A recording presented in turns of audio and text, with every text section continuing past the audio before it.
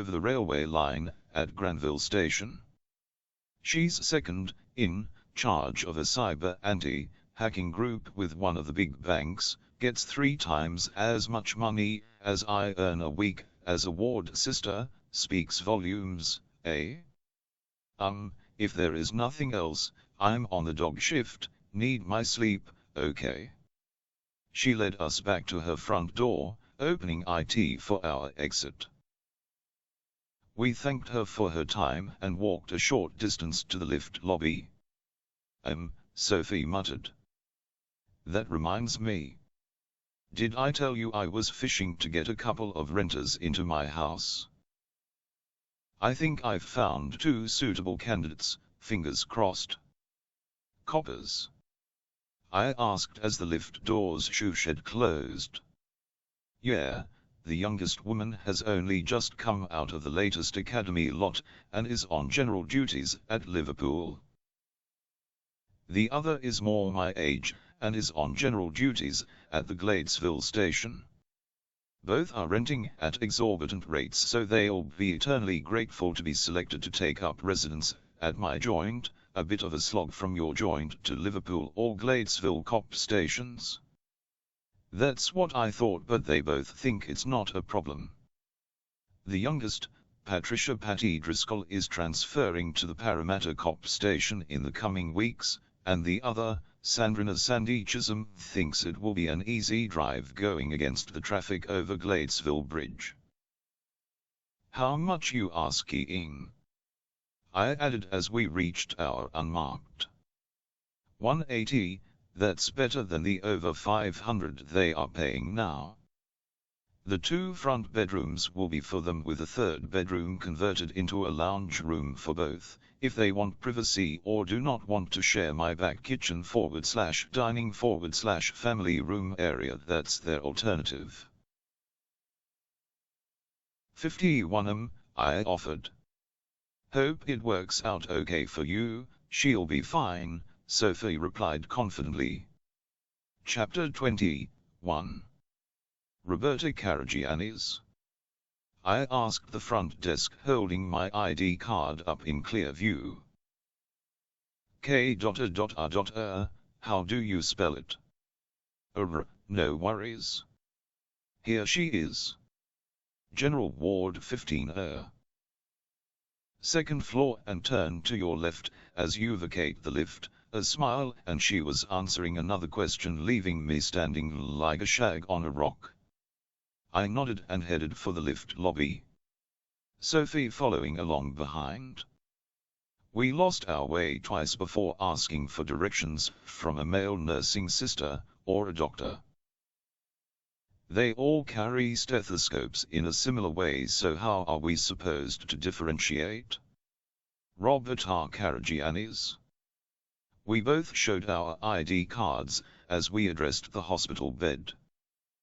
The woman had heavy bandaging over one side of her face, and grazed knuckles and bruises up both arms that indicated she fought back.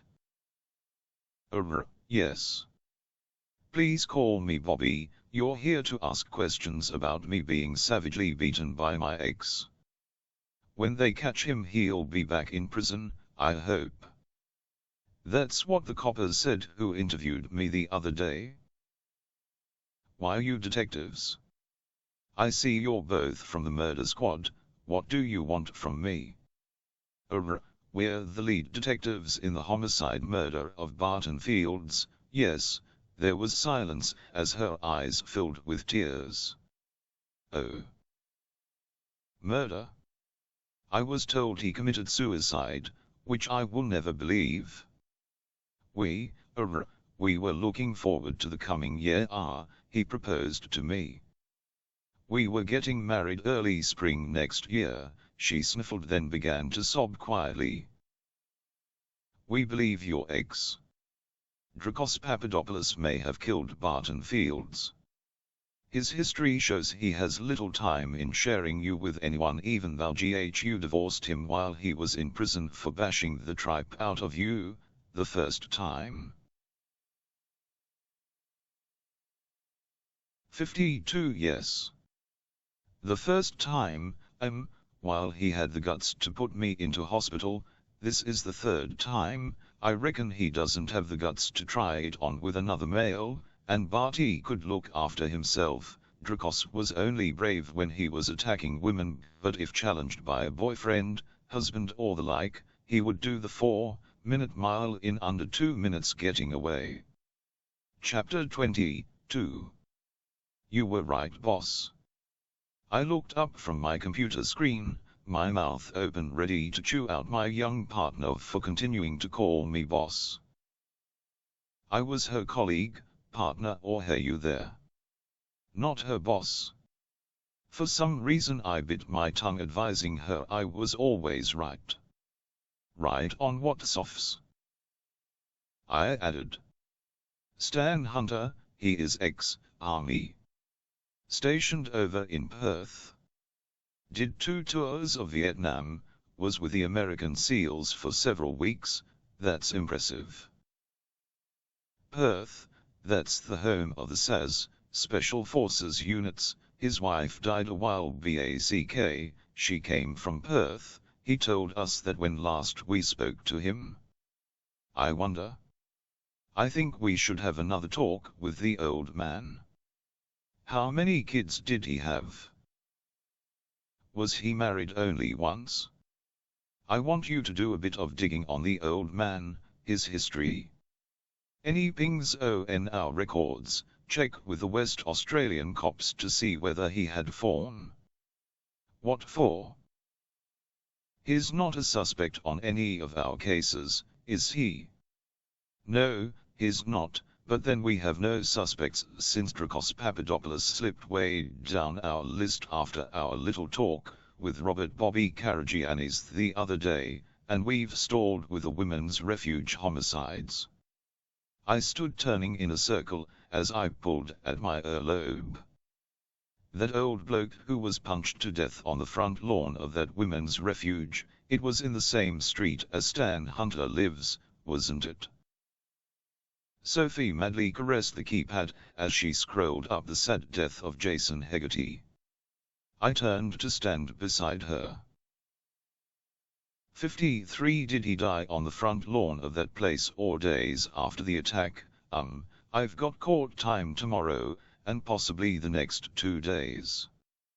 While I'm away, there's no point in you accompanying me as the case was well before your time. I think your time would be better spent on carrying out background checks on both gentlemen, and the husband of the second women's refuge victim. We haven't done enough on both those cases. I think I've got enough time to show you the ropes on the pro forma we use for background checks on persons. I wheeled my desk chair around to Sophie's desk to give her a rundown on the search engines. She picked it up remarkably quickly, go figure. It had taken me weeks to eventually master the pro forma. My first partner Marjorie Hendricks was near pulling her hair out at my inability to pick it up in short time. Now I was a master at it. Charter 23. Sophie Grasso was excited. Her uncle Dad had heard of a barn find of an original 1957 Austin Healey 106 on a farm out from Tamworth. She and her uncle were driving up there with their pockets bulging. It was a wreck. Written off by an insurance company way back and picked up for a song by the son of the farmer who was going to do miraculous things with it, and never did. There was around a dozen cars in the barn, rusting away under tons of dust. An A Holden in good nick, a 52 Ford Custom Line, and a 56 Ford Zephyr, a Torana in each of the ascending models from 68 up to 1980. All covered in dust with tires deflated. Goodbyes for a Torana fan. Sophie and her uncle crawled all over the Healey, mindful of venomous snakes and spiders. What do you think? Sophie asked her uncle softly. Her heart beating fast. The chassis has been twisted out of whack, that's why it was written off. That is now a lot easier to fix but was impossible in the day it was involved in the accident. Every panel down the right side of the wreck has some major or minor damage, which may be difficult to repair. I doubt there'd be any new or as new panels available to use here in Australia, maybe from the UK, but that will involve time and money. Let's offer him 6 large and see what happens. They walked out into the sunlight, dusting off their coveralls. 54. What do you think it's worth? The farmer asked. The chassis has been backed out of line, panels damaged which I doubt can be replaced with new, the seats are throw-aways. I have no idea what the gear, box and motor are like, but I reckon they'd need a major overhaul. The driver and his passenger were killed. Sophie spun around, whispering expletives. Unk. I don't want it, not under those conditions. Tell you what. There's a Healy Sprite in good nick in that barn over there. You can take the 2 for 35 grand, no counter-offers accepted. Go look at the Sprite, it's a 1960 Bug-eye Sprite, light blue, good nick, another of my son's projects that never got off the ground. He was going to race with it, that never happened. Gunner, that was my son's nickname, Gunner. He's still gonna do a lot of things, and he be spittin' chips if he knew I was gonna sell everything from under his feet. Not interested in the Toranas. I'm sellin' them as a lot to get rid of them. There's a racing engine goes with a Sprite, fully worked, so's my son says. The two followed the old farmer across the yard to a smaller barn. This had farm machinery squeezed into it, but in a far corner a lump stood under several cotton sheets. The missus wasn't thrilled with me nicking some of the bed linen from the house, but there you go. Stand back a bit while I lift the sheets off. Watch out for snakes, if they are there they'll come squirming out in fright. Sophie whistled as her uncle whispered "fuck me" to himself. A decent wash and polish, and it'd be like new, except for 4 big eastern browns that slithered out from under it. Sophie near collapsed. She turned and ran towards the large opening of the barn. Her uncle walked slowly around the vehicle, knelt to take in the spare engine.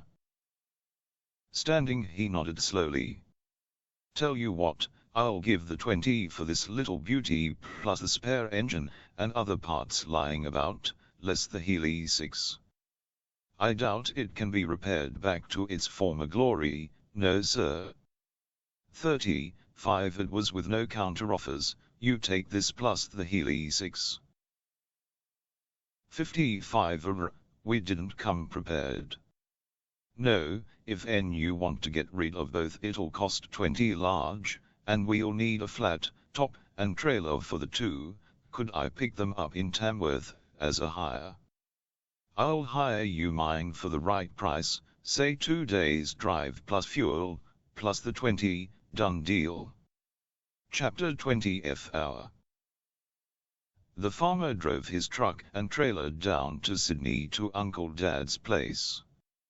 Uncle Dad and Sophie followed the truck and trailer as it belched smoke, crashed gears and labored up the slightest incline. A long line of vehicles held up by us and the truck and trailer's slow pace. By the metallic screech made whenever the brakes were applied made Uncle Dad grit his teeth. Any show of misuse of any automobile gave the man the willies. The Sprite was wheeled off the trailer, while the 6 had to be craned off the back of the flat harp, which creaked and screeched at every little movement, as though it was on its last legs and was craning way above its maximum lift load. It probably was.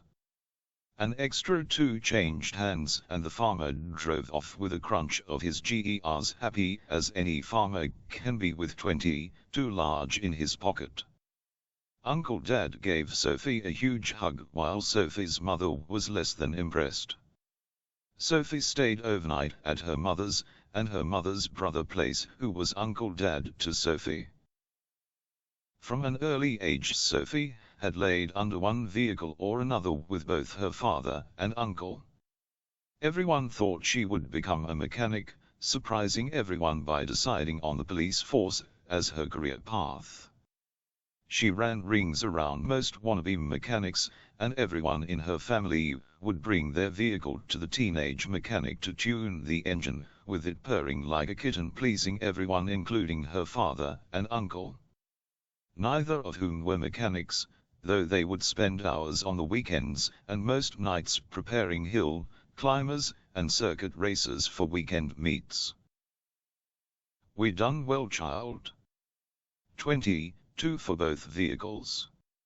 If that engine is okay as a full racing motor, we could sell the little beauty for over 50, without spending too much on it. The Healy 6.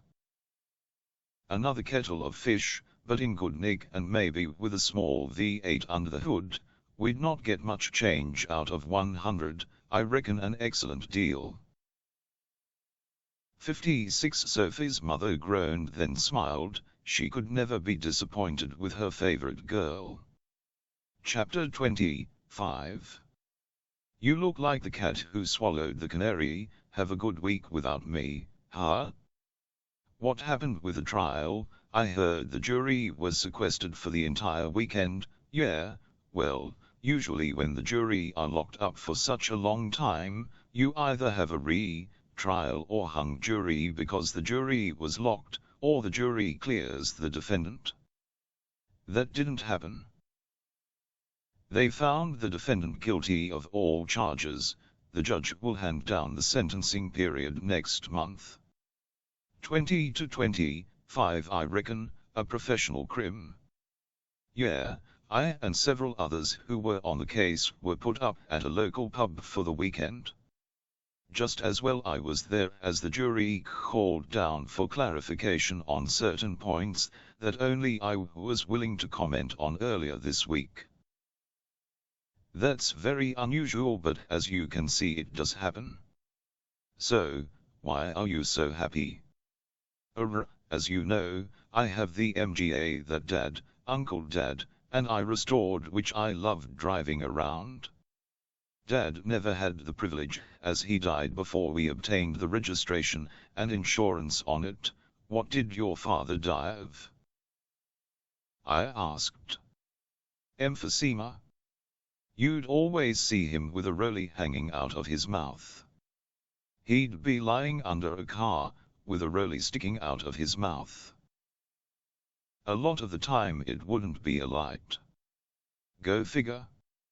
Mum warned him, but he couldn't stop the habit. A hell of a way to die. I'll never forget it. I've all but finished the other MGA, which is a stock standard, off the showroom floor vehicle.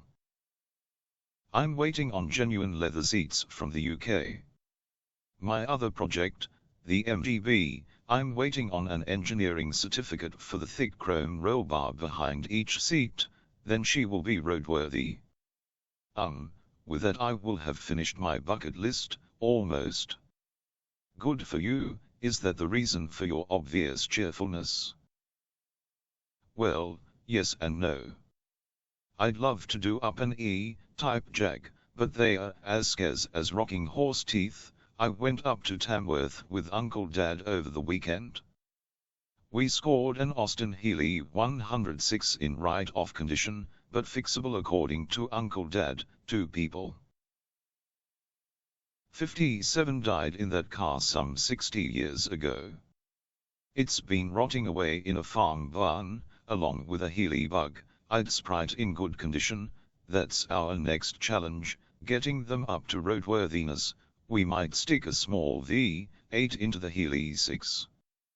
We've got to see if one will fit comfortably into the engine bay, and whether we must strengthen the front end and suspension for it. It should, as I think it's been done before. A trawl through the internet should tell us. That'll give you what, 5 sports cars to choose from to drive. It's always bothered me why the Poms could produce long lines of sports cars over there when they have such lousy weather.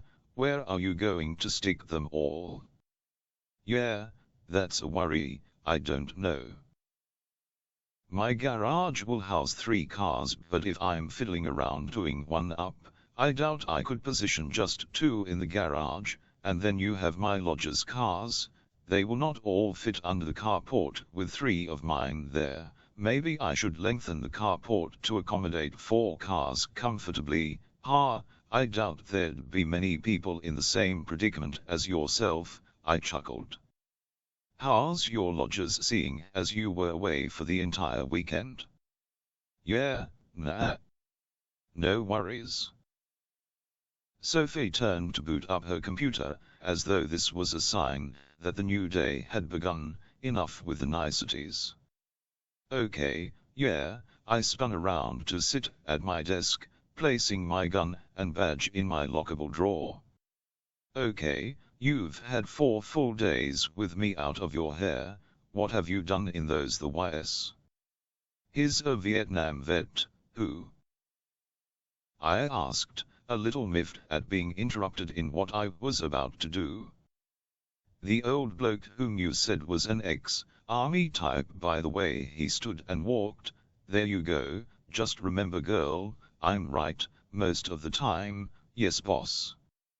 Stationed over in Perth, he enlisted after his birth date didn't drop, one of only a few I betcha. Now that is interesting. That's where the elite SAS regiment is stationed, the art of killing taken to the next level if you believe what you read about them. 58 2 tours of Vietnam. Billeted in with the Yanks on some questionable missions. Pensioned out on medical grounds, almost 6 months in hospital, though I couldn't get into his medical history.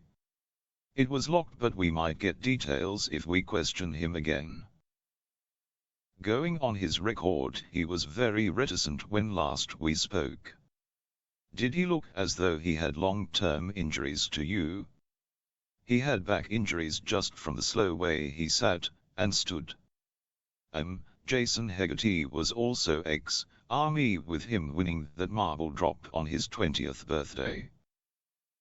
Did a tour of Vietnam also, with the HQ team, also spent some months in hospital, Concord Rapat Hospital, at the same time as our friendly Mr. Stan Hunter. Yes, okay, and Hunter was Special Forces, SAS, was taught how to kill in so many ways. I stood to walk in a tight circle. I didn't want to suppress Sophie's good work or the hours she obviously put in on background searches. Jason Hegarty was bashed to an inch of his life, which is not the style of an SAS killing. They kill more subtly, but another talk with the old bloke could be fruitful. He was negative about Hegarty, and he didn't let us know they were mates while in hospital, do you think? I don't know, but we must extend facts. We have bugger all on the old bloke's death. Nothing on the 2 women killed at 2 different women's refuges only streets away from each other, and I want to have a talk with Dracos Papadopoulos on Barton Field's death. He must be our number 1 suspect for Field's death. His history shows a man who has anger management problems regardless of the fingerprints not being his. The local guys have 2 other names of old blokes who walk about after midnight. A Mr. Harry Coombs and Graham Hussey. Those 2 have connections to Hunter and Hegarty, even if it is just accompanying each other on their midnight sorties, but Coombs was a male nurse at Concord Rapat Hospital, with Hussey a wardman at the time that Hegarty and Hunter were recuperating after numerous operations there. She looked up at me with a smile that would melt hearts in the future. Her response diluting my opinion of her finds. Not one fact pointed to a guilty person of any of our 4 homicides. Good work, I declared as I sat back in my chair, placing a foot on the open bottom drawer for comfort. I rubbed my eyes and took a deep breath. Come on, I thought. She still has a lot. 59 To learn not the least, knowing when to stop on a search, when it was yielding little towards our 4 cases. Go gentle Joe, I took another deep breath. You've introduced another 2 names for us to examine. I'm unsure at this stage whether they will point us in the right direction in assessing our perpetrators, but it gives us something. Yes, I reckon it points us in the right direction. These 4 fellows have known each other since the mid to late 70s, have lived in proximity to one another, and most importantly, as they wandered the streets in the middle of the night, they must have seen something. I nodded. Andrew Azen? Cherish Azen's husband? Has prior hits for domestic violence, twice given suspended sentences. When are magistrates and judges going to toughen up on repeat offenders? Well, there's a problem. There is little room in all the state's prisons to house them, I responded a little churlishly. The fact of the woman filing for divorce from her husband would not have been a difficult nut to crack.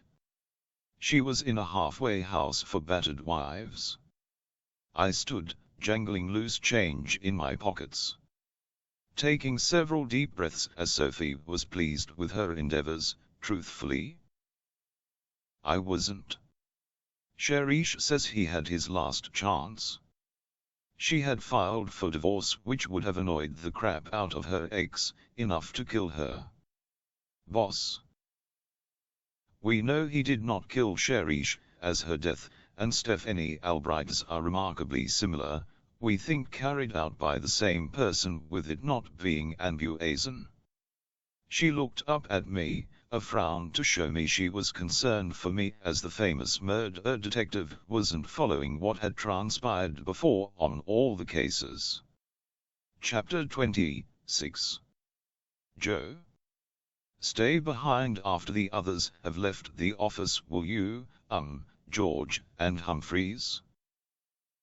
Get on to that matter we discussed immediately. Let me know the results and let Forensic Trace know to follow up. A prickly problem that had been discussed this morning in the usual Monday morning staff meeting. 60 I remained seated as the others slowly filed out, tossing advice and stirs at me as they went. I ignored most, but there were a few I could not ignore. Giving my tuppence worth for good measure. Okay, close the door, Joe.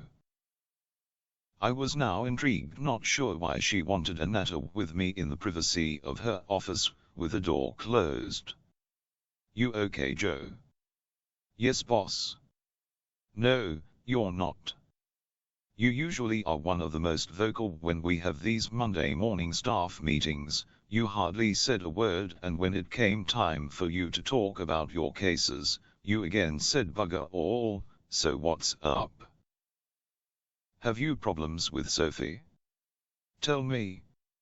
No, boss, she's fine. I took a deep breath and swiped my hands over my eyes. Telly, I called an ambulance for her Saturday night. She's been slowly getting worse over the past 2 weeks. COVID, I'm sure. We did a rad test on her before I called the ambulance. Your wife has had COVID for the past 2 weeks, and you've still been coming to work. Not a good look, Joe. Your 2 daughters? They okay? Yeah, they've been staying with Muscles and Marge Hendricks since we first learned with the rad test that Telly had COVID. They are okay, we've been checking them every second morning, and me too. I think you should have some time off, on compassionate grounds. No, boss. I'd just sit around moping. I can't see Telly, the hospital has banned all visitors, and besides, I have 4 homicides. Who's going to pick them up if I'm not here? We're down on staff the same as everyone. Denny Turner shuffled some papers together as she reassessed her line to be critical of Joe Lynn's performance of late. Look, Joe, I can understand why you have not been your best over the past week or two, but, regardless, you've taken your eye off the ball. Why have you an all points out on Sherry Chazen's husband and you? I'd say he has already returned to India, and he may have.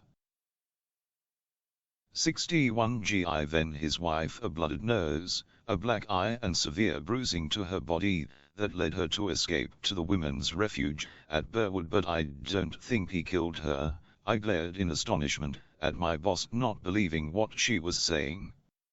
If you read back through the murder book on the poor woman's death, and keeping in mind the homicide death of Stephanie Albright, you'd see the similarities, the method of killing both women.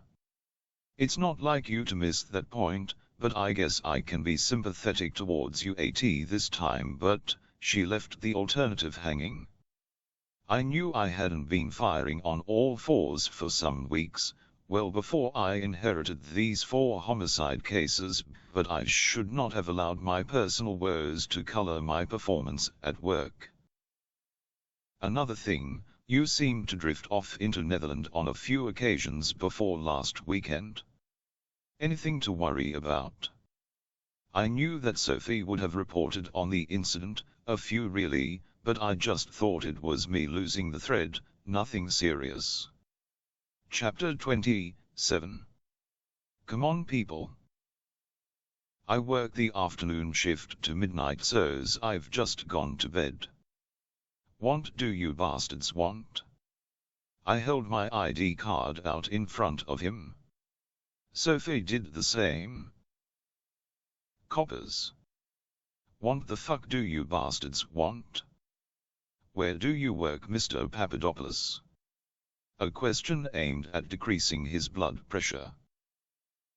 What's it to you? He saw the expression on my face, figuring cooperation might be a better strategy than his normal response of blowing his top. He let out a stream of air.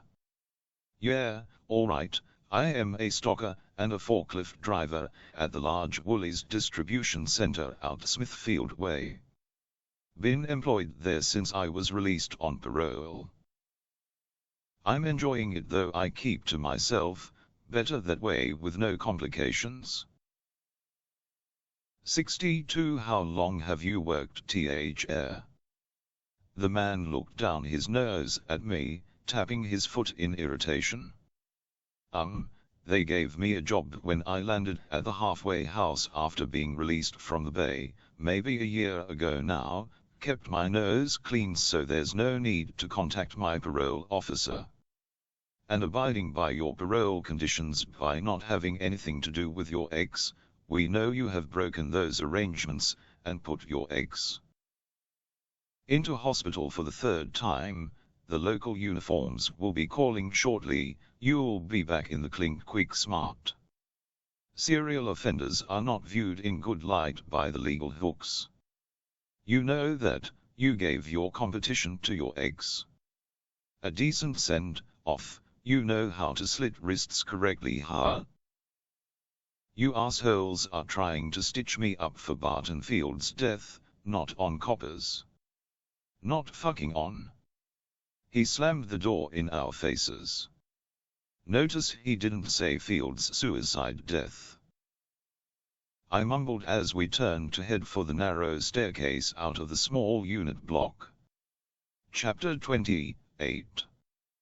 We still had nothing, so I decided we should interview the 2 old chaps that Sophie had dug up in her valiant search over 4 days. I was still peeved at her efforts over the 4 days she was left unattended. I really didn't know how she felt about the matter, but by her expression, she thought she had done good. How was I to address the problem without ruining her enthusiasm? Mr. Coombs? Harry Coombs? He nodded in response, leaning heavily on a walking frame after he had difficulty opening his front door to our knock. Peering myopically at Sophie and me. We are investigating the homicide death of Jason Hegarty on the 25th of last month. Between 0100 and 0500 hours on that morning, He was violently assaulted about the head, and died in hospital a week later without waking from his unconscious state. We understand you were a frequent companion of his, walking the local streets usually after midnight. 63. Oh detective, it's been a while. You did accompany the man regularly, so we are led to believe. You were spotted frequently by the local lads, as they patrolled the streets hereabouts. Your presence noted in their daily logs. In the early hours of the morning? Yes. The old man harumphed, wiping his mouth and his eyes with a soiled handkerchief that he pulled one-handed from his pants pocket, all the time clinging with the other hand firmly on the walking frame. This is all to do with a local member of Parliament living several streets over. That was one of Hegarty's favourite talking points. He may have been a right royal pain in the arse, but if you kept your humour, he could be quite funny, without knowing it. He again harumphed. Again, passing the handkerchief over his face. I turned away as it made me feel sick. You've known both for a long time, mid-70s, when he and Hunter were in the Concord Rapat Hospital having multiple operations to remove shrapnel and bullet wounds from their bodies thanks to the Vietnam War. He half-turned to sit on the small seat of the walker. I was the first male nurse in that establishment. Thanks to that claim in life, my body is permanently damaged thanks to me being asked to move, transfer, and lift patients, the pain's only getting worse. That's why it's been a while since I last walked the neighborhood. Both Hunter and Hegarty were mere patients back then.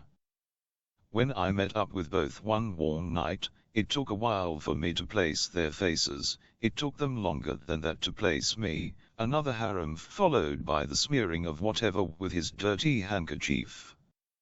I nodded several times, keeping a smile on my face, as I looked down at the man's filthy and holed slippers. A sudden thought whizzed by. I was glad he had not invited us into his home. In the days that you did walk the neighborhood, you had 3 dogs. Still got them, they are aging faster than I. A chortle at his own joke. During those days, did you ever notice anything out of the ordinary? Like what? 64 other people who you didn't know walking about, vehicles in locations they shouldn't have been, anything that yelled out they didn't belong.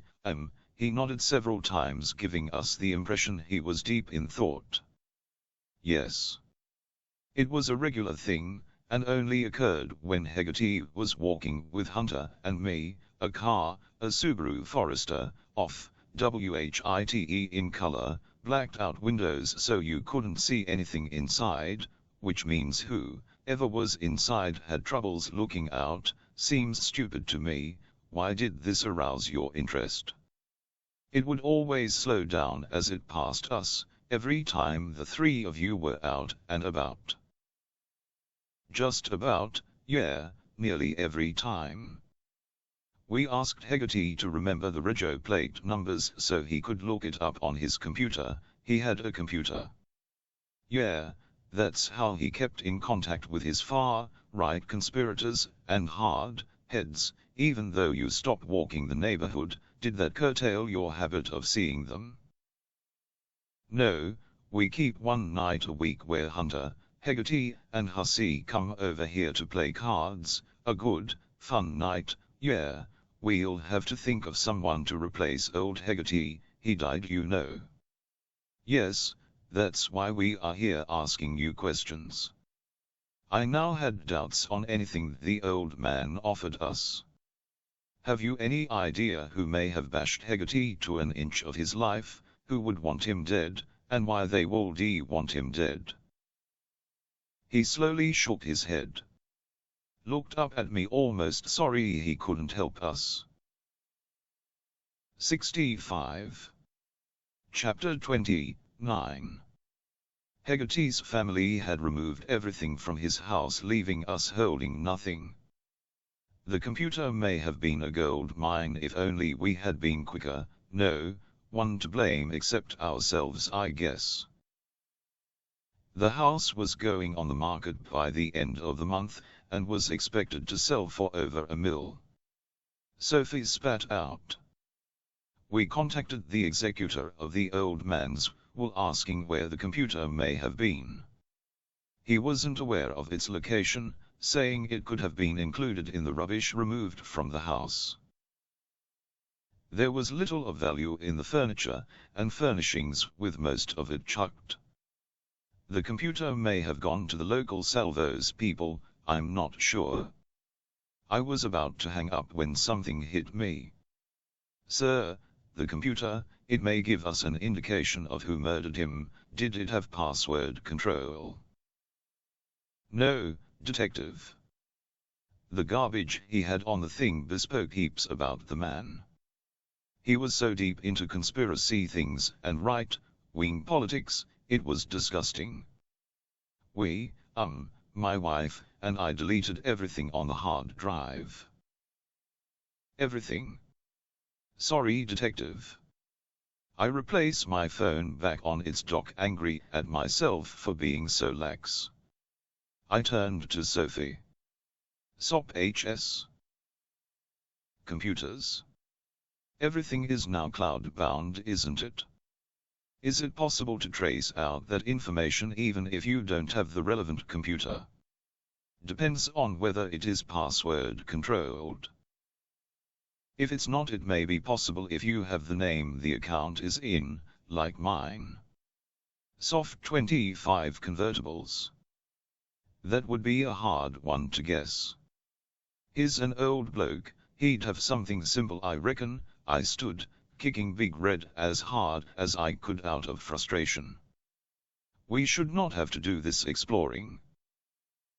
All that happened was the punching bag rocked slightly with a pang of pain going up my leg.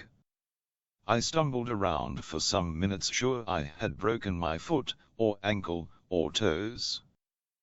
The pain quickly subsided as I pushed my chair around to Sophie's desk. 66 softs. Get onto digital analysis section to see whether they can scrounge information from the cloud memory with only a name. No, before you do that, check to see if he has a driver's license. It will detail his birth date. The more info you can provide to the computer geeks, the more they'll love you. And what are you going to do? Go up to the nurse's station to see whether I've broken my foot. Be back shortly, I added. I turned back to face her. Remind me, will you, when I get back, to ring the doctor in charge of the anger management courses that Dracos Papadopoulos may have attended while he was inside the clink. As I hobbled off the murder squad floor, the boss looked up, waving her hand as though I was a lost cause. Chapter 30. I missed lunch. It was a good 3 hours before I hobbled back to my desk. My lower leg in a moon boot, with instructions if it deteriorated and the pain increased I should see my doctor, and get off my feet. Sophie was excited, and it wasn't because I could be AWOL for a week or two. Boss? Digital analysis says they may be able to trace out the account through Microsoft Cloud. Hegarty had his license suspended last year on medical grounds, but his date of birth was 15 October 1949, he is 73. They'll need a couple of weeks, as they are short-staffed because of COVID. That's not the good news. A Subaru 2015 Forester wagon, pearl white finish, is up for sale on the used cars website. Castle Hill. I've rang the chap who sounds middle-aged to say I was interested. He said I'd have to be quick as he has a buyer coming to look at the vehicle this afternoon, around 4. I glanced at my watch. Just gone 3. Castle Hill, let's go. We made quick time with siren and lights flashing. Zooming in and out of traffic at breakneck speed. I was impressed with Sophie's driving. I guess with a cam's license she would be better than most. I looked up the name of the seller on our criminal register. 67. If it's the same person, our man has done time several times. Aggravated assault twice. Resisting arrest 3 times.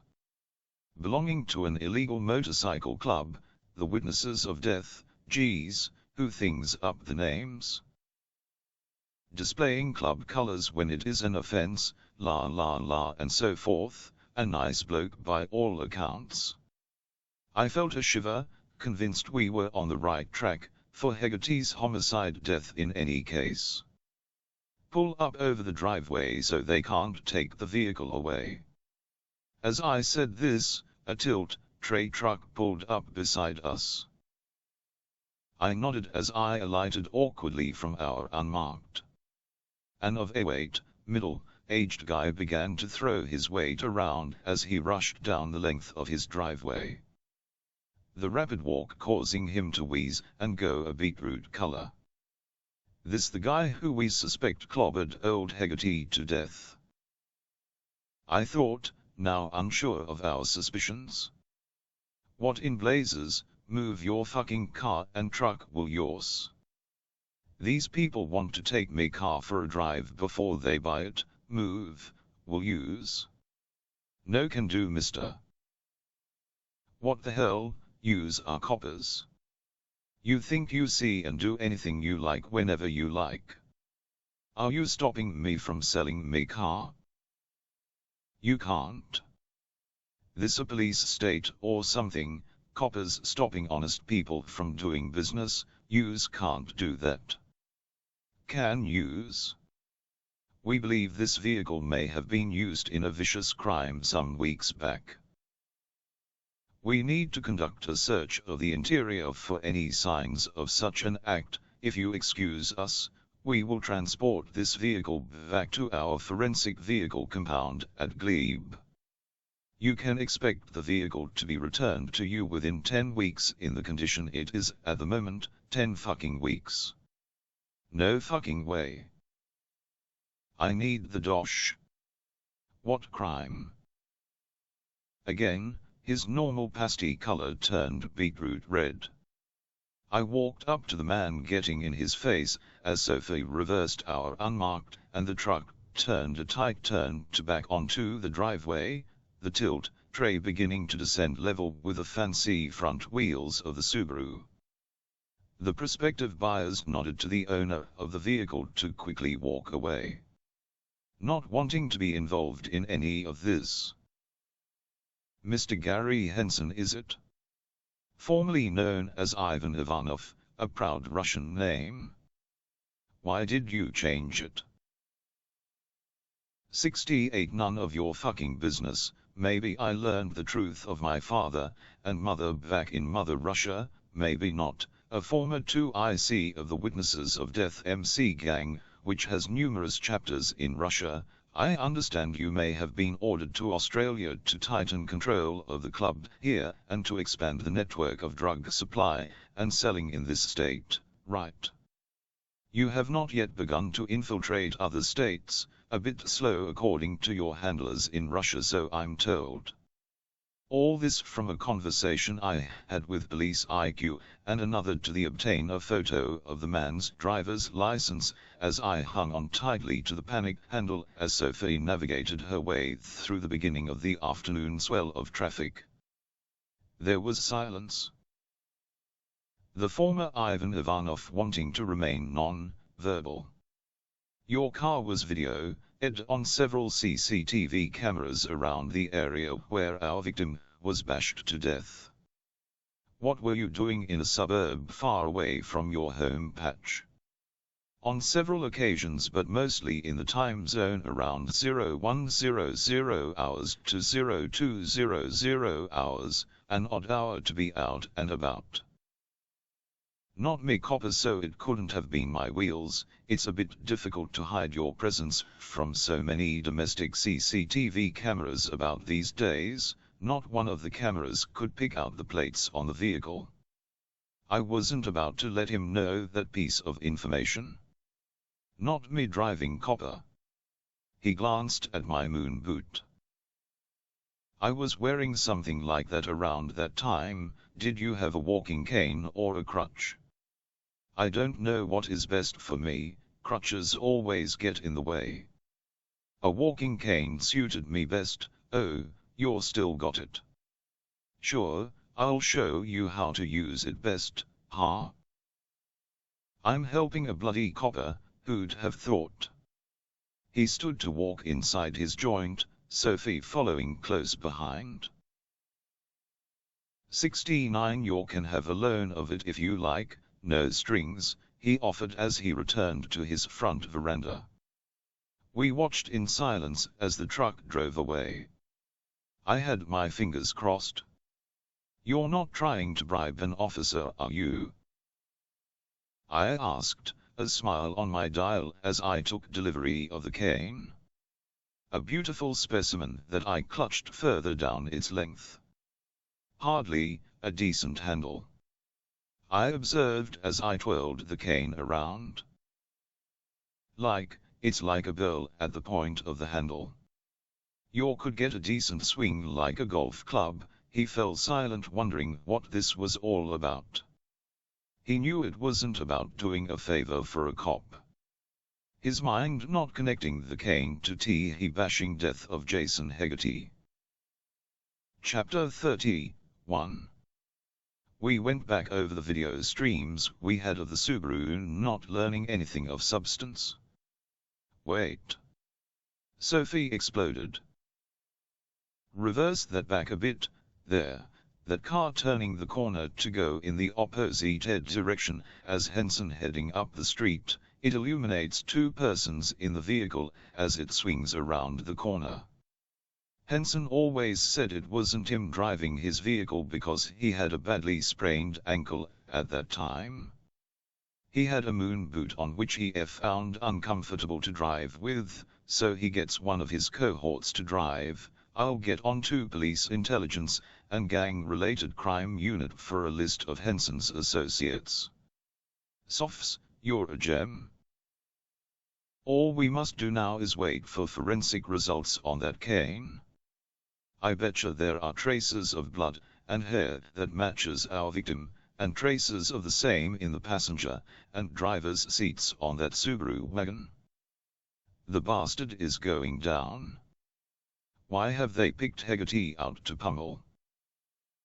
I can't see Henson or his cohort being involved in any of the two women's refuge homicide killings. Yeah, the $64 question. What's in Hegarty's past that would warrant such a violent reaction? In your research with that former, was there anything to indicate a sordid past on Hegarty's part? Links with an illegal MC gang, or drug distribution? He was a patient at the Concord Rapat Hospital. Could he have gotten any drugs illegally during that time? That would have heightened interest from the witnesses of Death Boys if they had been around at that time. 70 Not that I could see, boss. She was silent for some moments before starting up again. Was Henson married? Did it go to pot with his wife running to one of those refuges? Hegarty was in the wrong spot, at the wrong time. Henson was trying to force his wife to return to the marital home. They hit him as he could identify both men, possible boss. I spun around and began hitting my keyboard. Hegarty, he was a nacho, not a combat soldier but attached to the HQ posting in Vietnam during that war. What did he do after his 2-year stint in the army? While I'm digging that out, Softs, could you delve into past assaults that had a white Subaru Forester thereabouts, go back say 20 years, hit words, white Subaru Forester, white wagon, blacked out windows, assault involving head injuries, she spun around to begin her search. She enjoyed these chases, I thought to myself. Speaking quietly to myself, I read out what little came up of the Hegarty search. A delivery driver of medical supplies, he may have come across Hunter and Coombs in his travels, but Henson? Not likely unless he could lift certain drugs from the consignments in the back of the truck he was driving. I looked over at Sophie. Softs. Ask the police intelligence section and the drug squad people, have they anything on their books going back to the late 80s of illegal drug distribution involving Jason Hegarty by name? It never occurred to me that I was loading my young partner up with continuous requests, one after the other. She wasn't complaining or giving me dirty looks. As I said, she enjoyed this aspect of being a murder D. Chapter 32. Retirement came up in conversation the other day. I didn't think it relevant that the conversation with Sophie was around 2 months ago. Shelley was home but still weak, sore, and lethargic. With Sophie? She's a little young to start worrying about retirement, isn't she? Telly asked as she lifted a glass of water to her lips. 71. We were seated on the outdoor terrace, with a cool breeze making it comfortable after a hot, sticky day. Me on one side of the table, Telly the other. A minor precaution, although she had tested negative before she was released from hospital. Typical Sydney weather in late spring and earlier summer in December. That's what she thought, and she got a little uppity about it. As she said, she was in her early 20s, and didn't have a clue what she wanted to do in retirement. Some 50 years away, she may be dead, so she essayed, which was a little stupid having 12% taken out of her salary now if that happened. She doesn't need the extra cash at that moment, but she knew a lot of young women in that age bracket who could do a lot with that cash right now instead of having the government possum it away. I knew what she meant. Has she selected her lodgers yet? Yeah, 2 young female coppers, which appears to be operating okay at the moment. Yeah, and she now has another 2 sports cars to work on. She'll never stop. 2 more. What is she going to do with them all? Rego and insurance for what? 5 sports cars. That will be prohibitive, don't you reckon? I nodded. I hadn't thought of that. Trust Teller to think of that. I haven't heard from Melissa for a while, have you? She's in Manila. She sent me an email the other week. Sorry, I should have sent it on to you, but you were exhausted with COVID laying you low. She stays in regular contact with Shelley. They were always good friends, going back well before Bill had his accident. More than you do. Shells and Marge were your partners, but you seldom ring them. Once upon a time you were shoulder to shoulder for more hours than you and I are as a married couple. I speak to Shelley, Benny, and Marge at least once a week. Why is it you men never encourage that regular contact? I shrugged. I didn't know. I topped up my wine glass, which left but dregs in the bottle of excellent cab. Mellow. Look, can we get back to this retirement problem? 72. It may be a problem for you, but I'm fine about it. I looked across at the woman whom I loved more than life itself, surprised at her response. Yeah, I have what? 15 years to go if I retire at the retirement age of people who were born between 1965 and 1980. What am I going to do? Firstly, you can empty out your man's shed and do some of the things you've been letting slip, and by then we would have sold the van for a smaller one. No, we're getting away from the gist of things I want to elaborate on. You are almost 12 years my junior, I'll be close to 81 when you retire. Too old to do what we want to do the big one, we can put that on the back burner. I'd like to do a couple of cruises before I waste shoe leather getting around downs. When in hell did cruises come into the picture? No, hang on, we keep drifting off the fact that I'll be over 80 when you retire. If you leave work when I retire you'll be what, late 50s? You'll lose too much of your retirement egg if you retire then, if not most of it. I've never thought about that age difference ever being a problem. It is, isn't it? Chapter 33. Sweetie. What are you doing? What? I looked around as though I had been shaken from a dream. I had opened the roller shutter that gave my man's cave more room out under the carport. I had extended the carport roof years ago without council approval to the side fence line. It was double the width and double the length to allow the van and both our vehicles to comfortably park under, and the extra space if I needed it when making something that hadn't happened for a long time. You're sitting on the van step with your sketch pad in your hands. You going to start up, or is this something you will do when you retire? Did our conversation the other day scare you? What?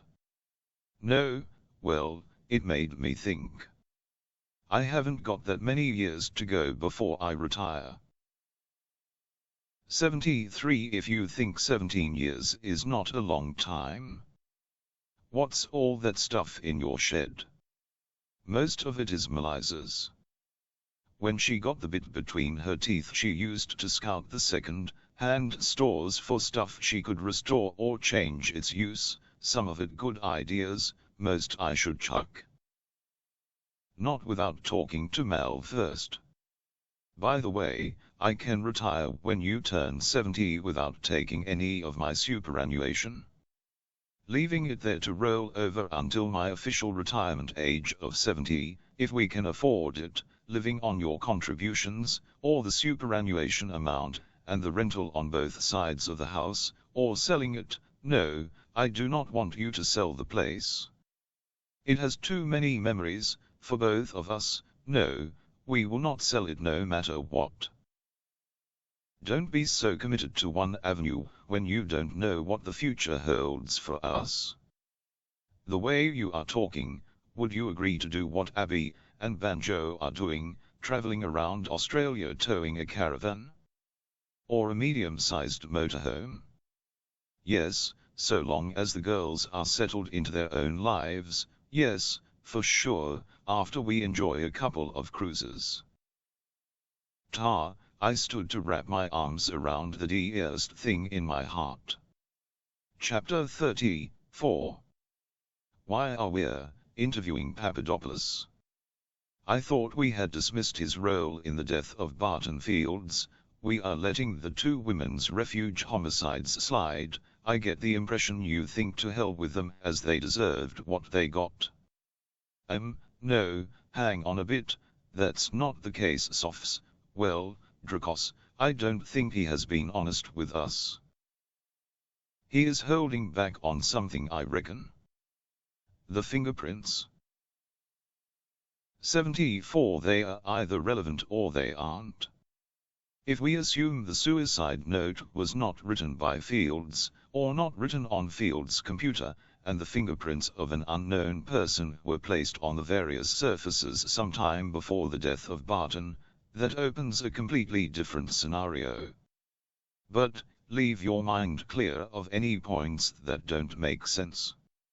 Forget the fingerprints. Who would then be our number 1 person in the homicide death of Barton Fields? Yeah, I guess Papadopoulos would climb up that totem pole of suspects, but don't query it until you have something concrete to change your opinion. We hopped out of the unmarked, my moon boot still causing me grief. We were shadowed by one of the guards as we stepped through the various security protocols to gain entry into Silverwater pre-sun.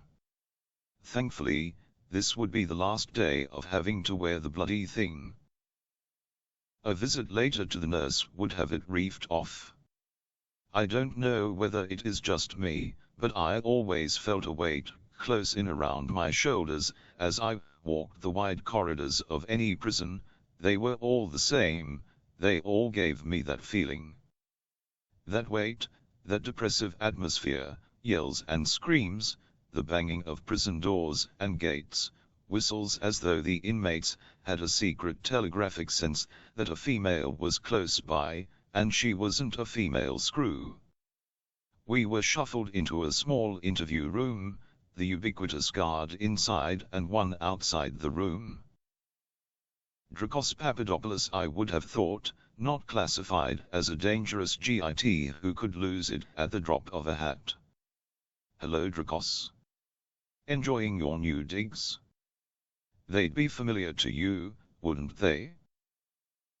This is your fourth reservation, isn't it? He looked at me, a thousand knives stare that would have attached me to the back wall if it were effective. Instead, I smiled. What you warn't with me, copper, I ain't killed nobody, yet. But you're coming up fast as my first victim on me bucket list. Keep talking and you'll get to number 1, you fuckhead. Save your shit for someone else as you are not making me shiver in my boots. This is your fourth time inside for the same reason. Belting your ex around. Putting her into hospital. When? 75 are you going to learn? I guess when you kill her, in which case you'll see more of us. I'll hunt you down like a craven cur that you are. Ha. He shook his head, a sneer telling us he wasn't impressed, or he was, and that was his natural smile. How long did you shadow Fields? You knew he and your ex were getting together. Not an arrangement you felt comfortable with, eh? What is this, copper? Haven't we been through this before? You still want to stitch me up? You reckon it would be an easy thing, and keep me out of the way for what? 10 years? Mate, because of your recorded bashings of your ex, I reckon you could be looking at close on 20. Do you deny being in Barton Fields' home? He looked up at me, unsure what card I had up my sleeve. I nodded slowly, looking at him intently. A tight smile telling him I had an ace up that sleeve. He broke the gaze, 1 up for me. So, what was that again? You have been inside the victim's home? Is that right? When? He clamped down, looking at the tabletop separating us. Nothing more, no matter how hard I tried to trip him up. To get him to elaborate past a yes / no response, he was an experienced crim with so many T-rips to the clink. He knew the consequences if he opened his mouth too wide, things could spill out that he did not want broadcast. Chapter 35. Sophie sat heavily into the driver's seat of our unmarked. Turning to me as I struggled to lift my leg into the floor well of the vehicle. I was glad the moon boot will be coming off in the next couple of days. This afternoon if we make it back to the office, if not, within the week, you bloody beauty. She turned to me lost for words, speechless. She sat there with her head resting on the top of the steering wheel, slowly shaking her head. Phew. Joe. Boss. You can't do that. Can't do what? 76 lie, straight out bullshit. We have nothing that would suggest we have trace evidence that places Papadopoulos in Fields' home. He doesn't know that, and if he was in Fields' home at the time of the homicide, and we had trace of that fact, he knows he's fucked, but you can't do that. If it comes out in court that you employed falsehoods to nail him, it could cause a mistrial, and him being set free. But even if we could prove he has been lying to us, nothing fucking happens.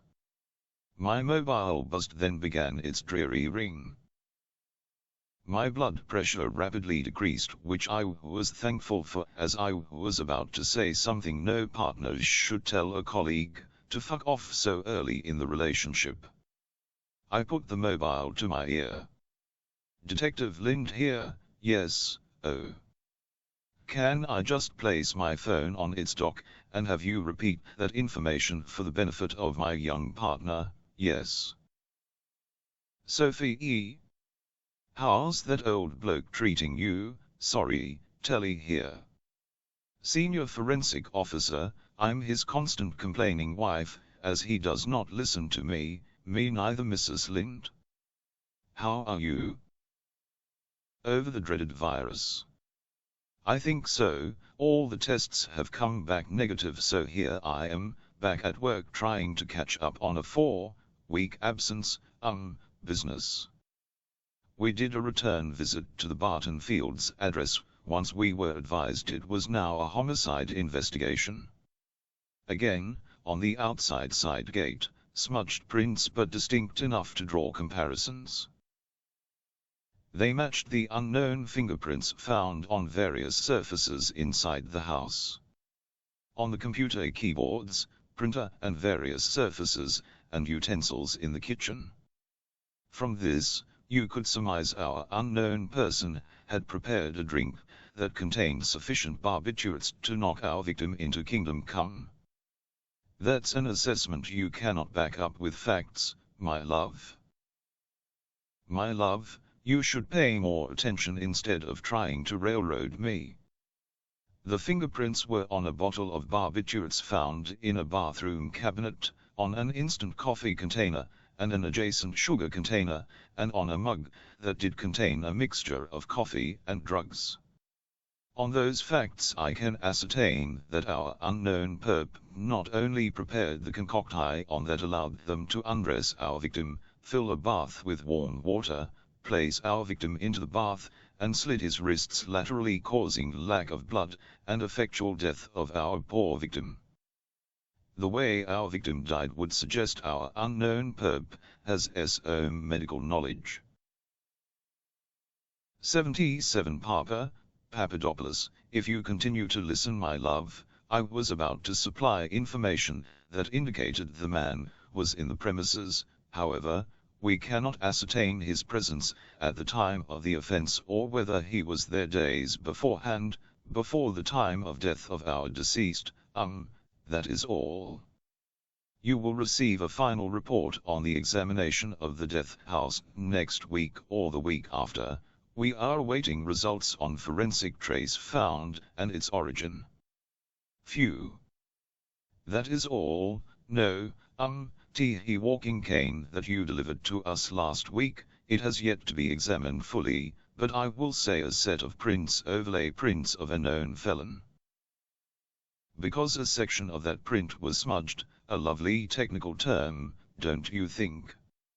Smudged. I interrupted. Shut up, detective. You keep elbowing your weight around could cause me to lose my line of thought. The overlaid prints belong to a careless murder detective who should have known better how to manage articles connected to a murder investigation.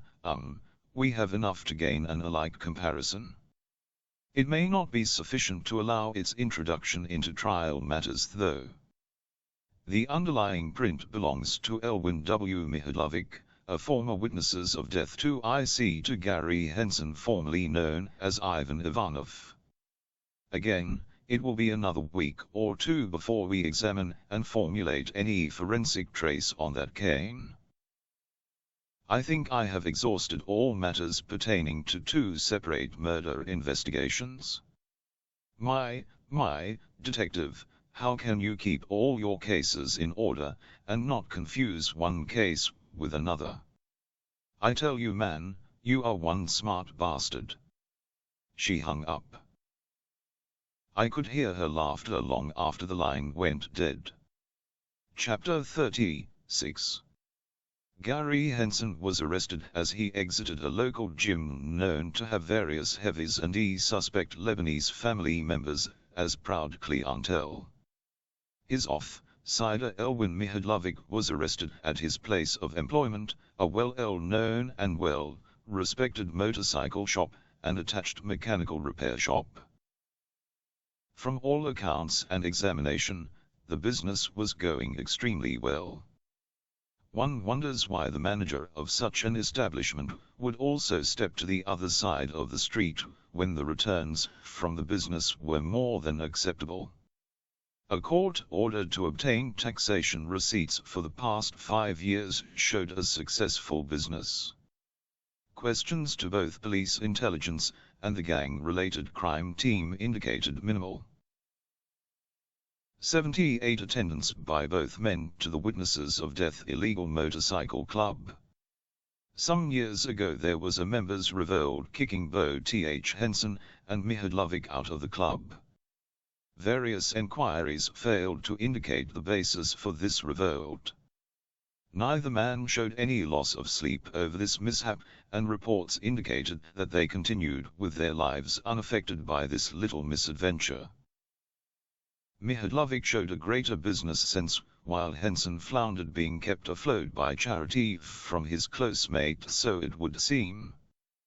The man had adopted the Anglophile version of his name McHale, Ted McHale. Because he showed smarts more than Ivanov, we decided to drill McHale first. We kept the two apart, hoping neither one knew of their mate's arrest. I sat noisily at the table, our suspect opposite me. His solicitor sat beside him with Sophie opposite him. I informed all that the meeting was to be video taped and audio taped. There were no objections.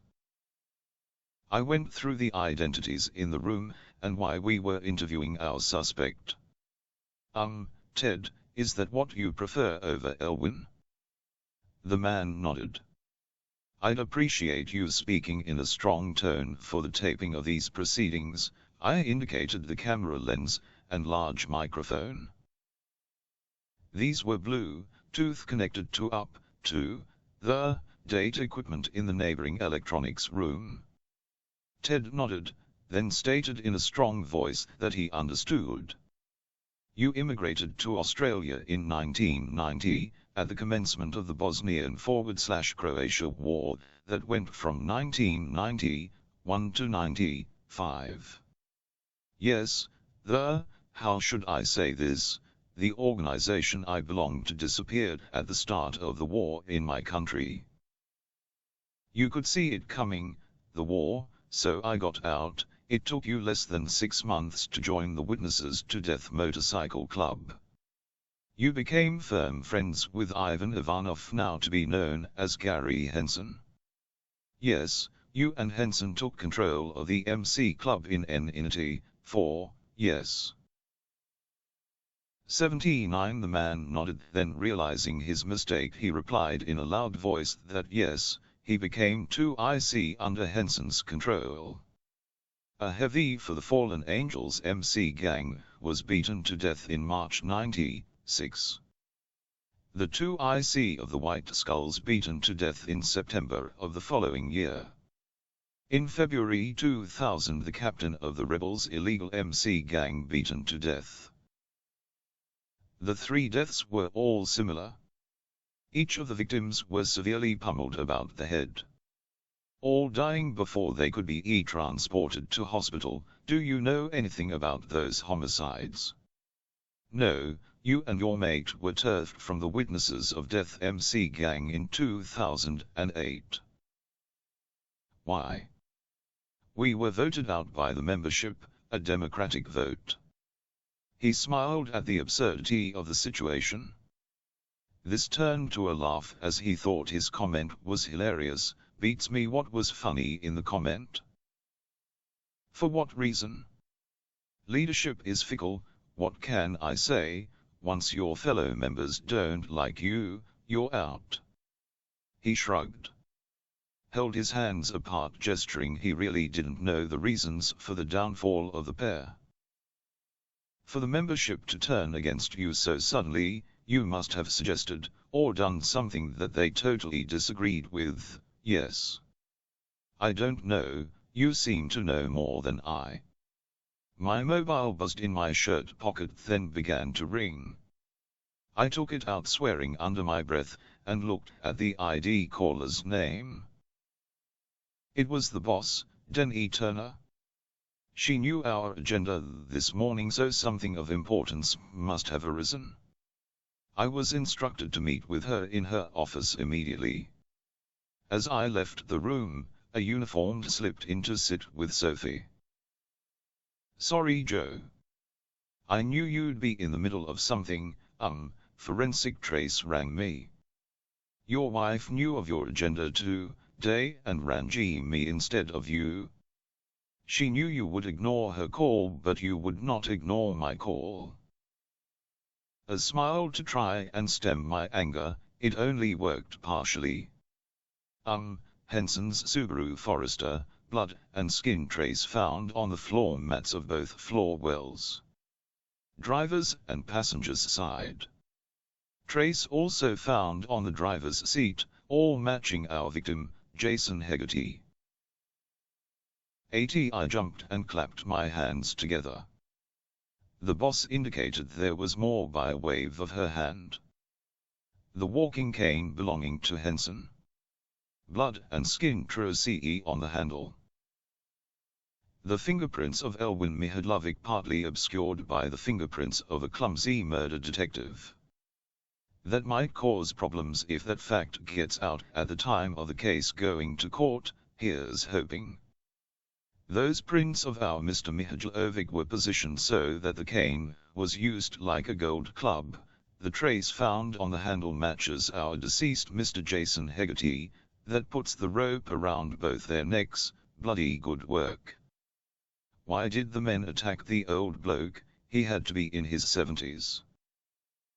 I have no idea, and a complete examination of Hegarty's life did not turn up any clues as to the reason for his violent death. Sophie did more than a complete narration of the man's life, having certain incidents explained /confirmed by telephone calls to persons close to the old bloke who would know of his life and secrets. He had none, except he became a conspiracy advocate and right-wing alarmist later in his life, but there was nothing suspicious of that time in his life except that he was clod with his beliefs as they matured.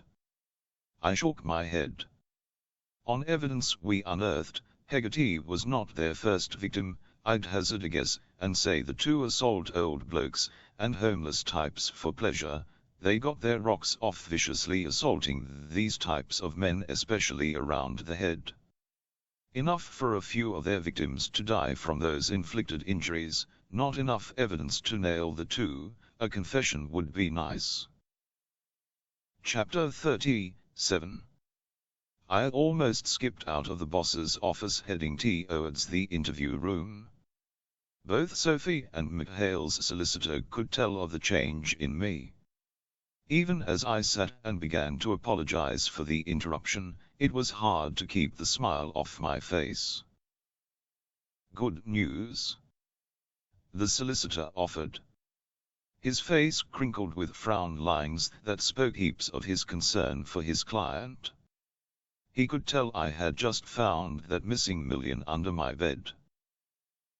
I signed back on for the sake of continuance, and shuffled the sheaf of papers that held shorthand notes and questions of importer NCE. Mr. McHale, Ted. You like to go for drives of an evening with Henson, in his car? Yes. 81 Yes, we both suffer from insomnia, a lot like those old codgers you see about in your suburb. Nah, yeah. Is that a yes or no concerning old blockers walking around the streets of your neighborhood?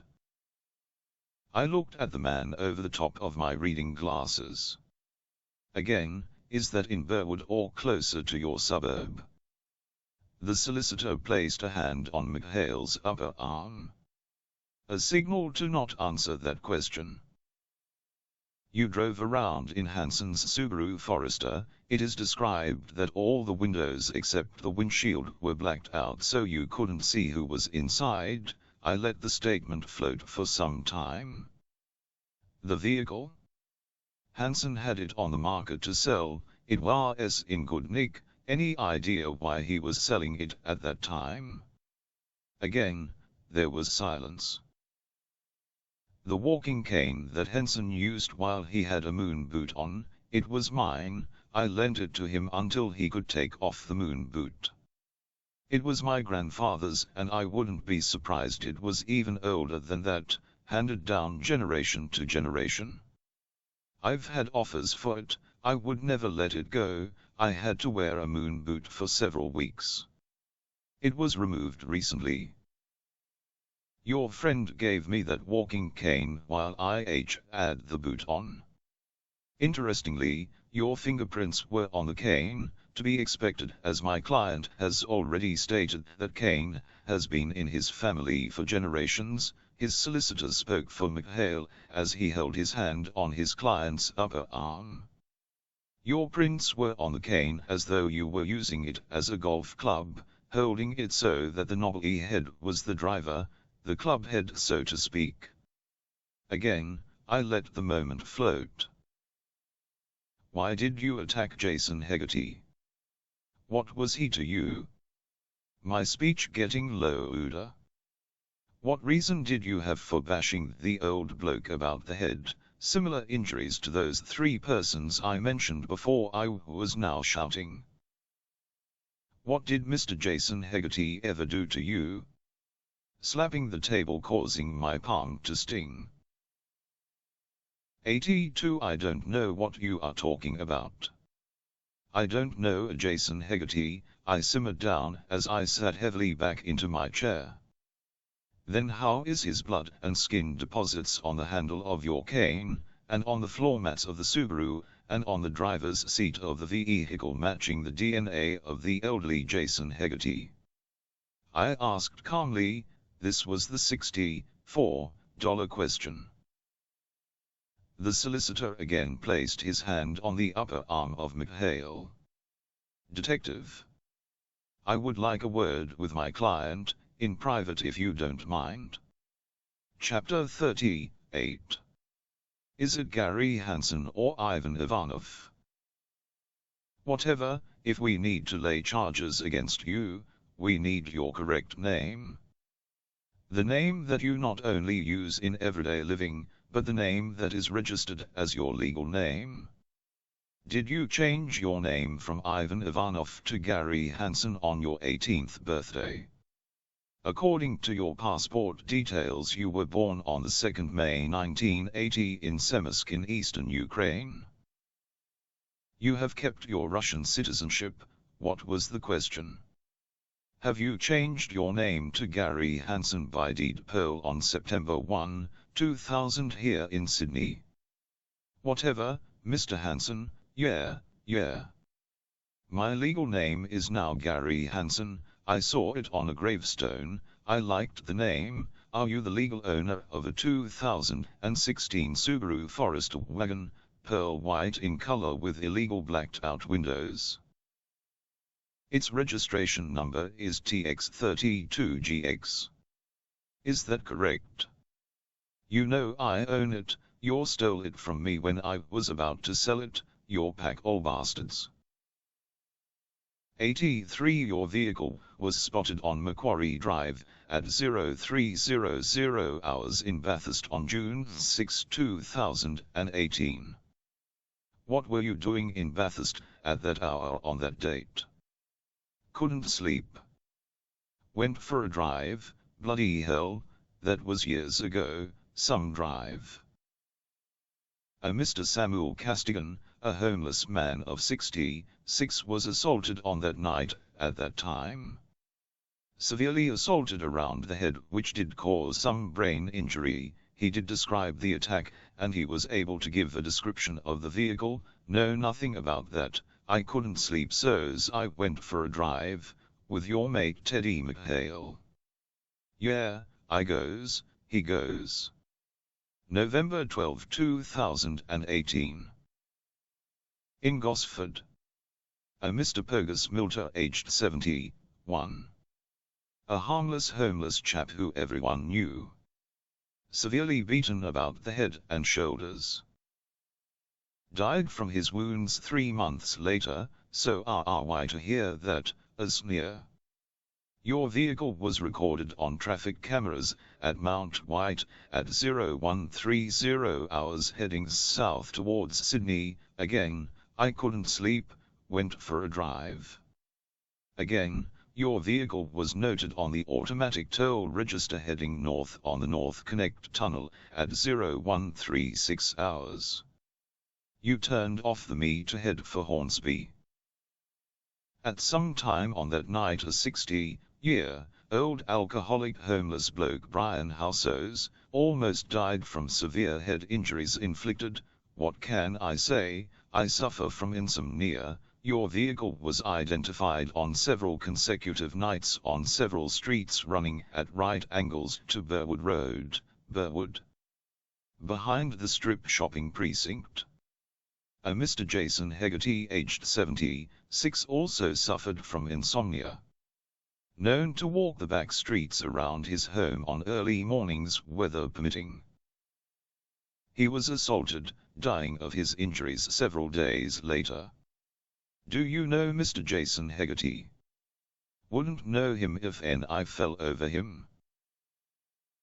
84 I think you may have. You were using your Emmett's walking cane at that time. You had a moon boot on which you found hard to walk with, so the cane helped you to get around. You couldn't drive at that time, so your mate Ted McHale gave you his walking stick and drove your vehicle on that night. The cane that you found useful, handed down from generation to generation. It was a family heirloom. Yeah, that helped a bit. Bloody painful. He was still cocky. Still answered with a smile and nod.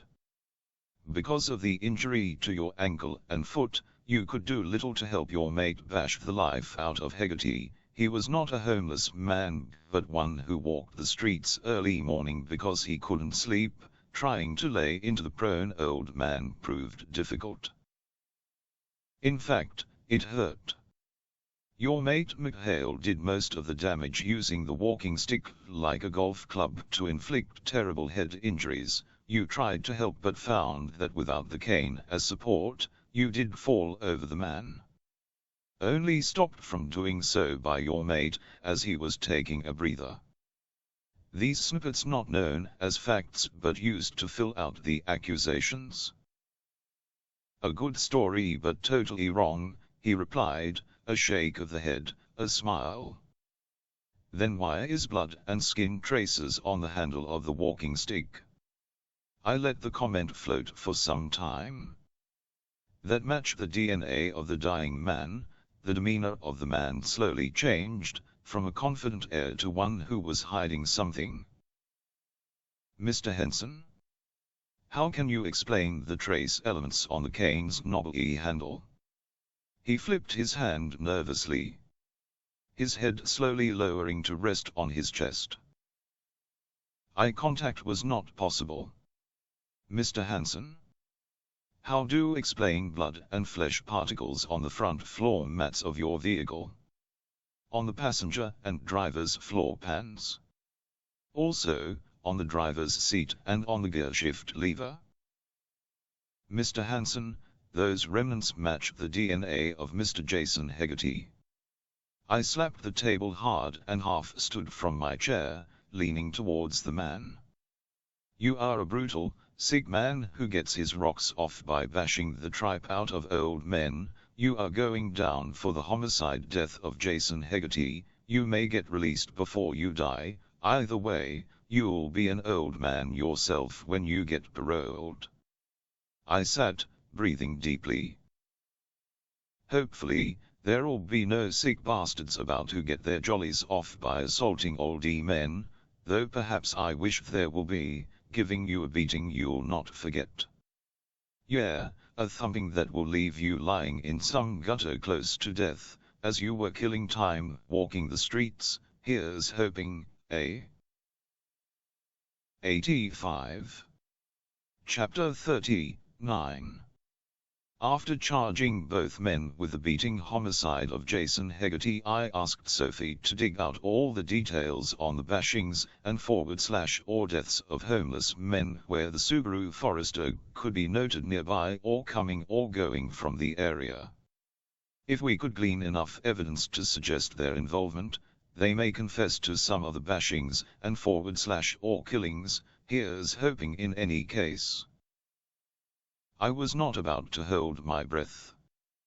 The prosecution at the trial may not use these additional cases. The judge may suggest that the additional information could be prejudicial to the case before him. If we could tie them in, it would clear up 1 or 2 homicide deaths and bashings, taking them off our books. I wasn't about to hold my breath. It always surprised me how some of these homicides come to a successful completion, by a ring into Crime Stoppers by a person unknown or by the smallest amount of forensic trace busting the case wide open. My phone rang in its dock as I finished instructing Sophie on her latest task. Joe?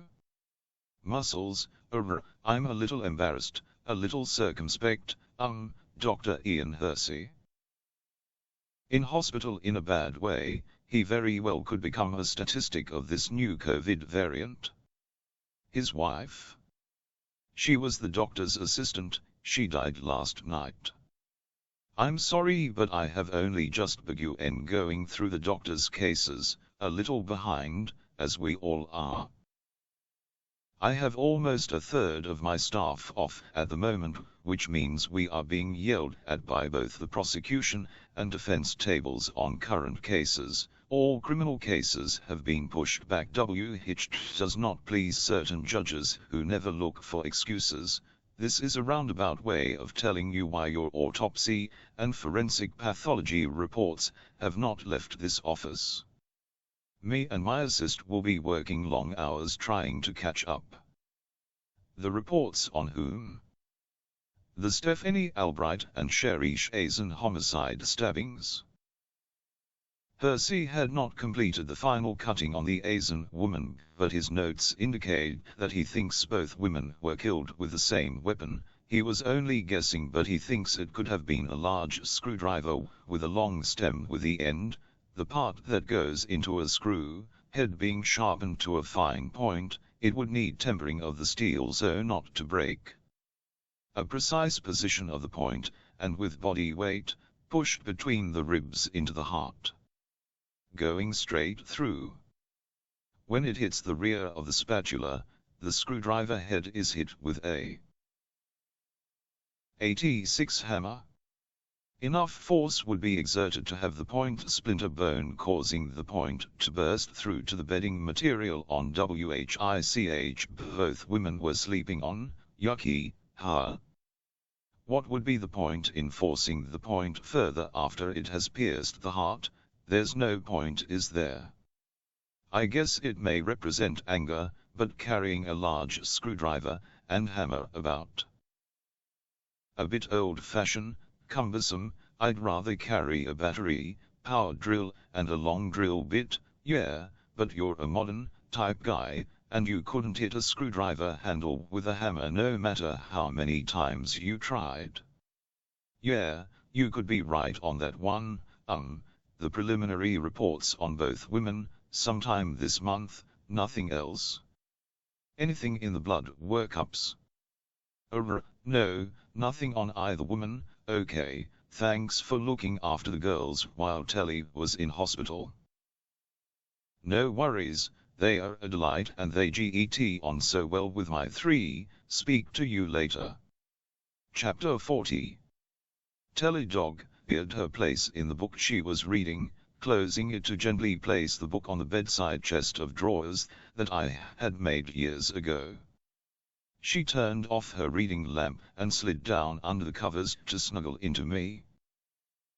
I was lying on my back, my left arm over my eyes. You on a downer, huh? Yeah. Why, I have no idea. You've wrapped up another case, so I heard. You always go on a downer when you successfully complete a murder investigation. 87. It's got a long way to go yet before we can say we've wrapped it up, and then the court case, which can be a bastard within itself, but yeah, I don't know why I have these downers at the completion of a case, as many of my fellow detectives. They celebrate with a drink or three, or at least a few rounds with Big Red. I can't seem to get into the spirit of completion like they do. Yeah, you take on a case as though the Western world is dependent on you solving it, and if you don't, we sink into anarchy. The case becomes a part of you. Every waking hour you are thinking of it. I can tell when you're not paying attention to either me or the girls by the look in your eyes. We write for next weekend. Yeah, I booked the return tickets 3 weeks ago. We got a discount. I'm looking forward to seeing Danny without all the COVID bullshit. It would have been harder for her as she was confined to barracks, so to speak. It will be good to see her. I am missing her more and more. Yeah, me too, and the girls too.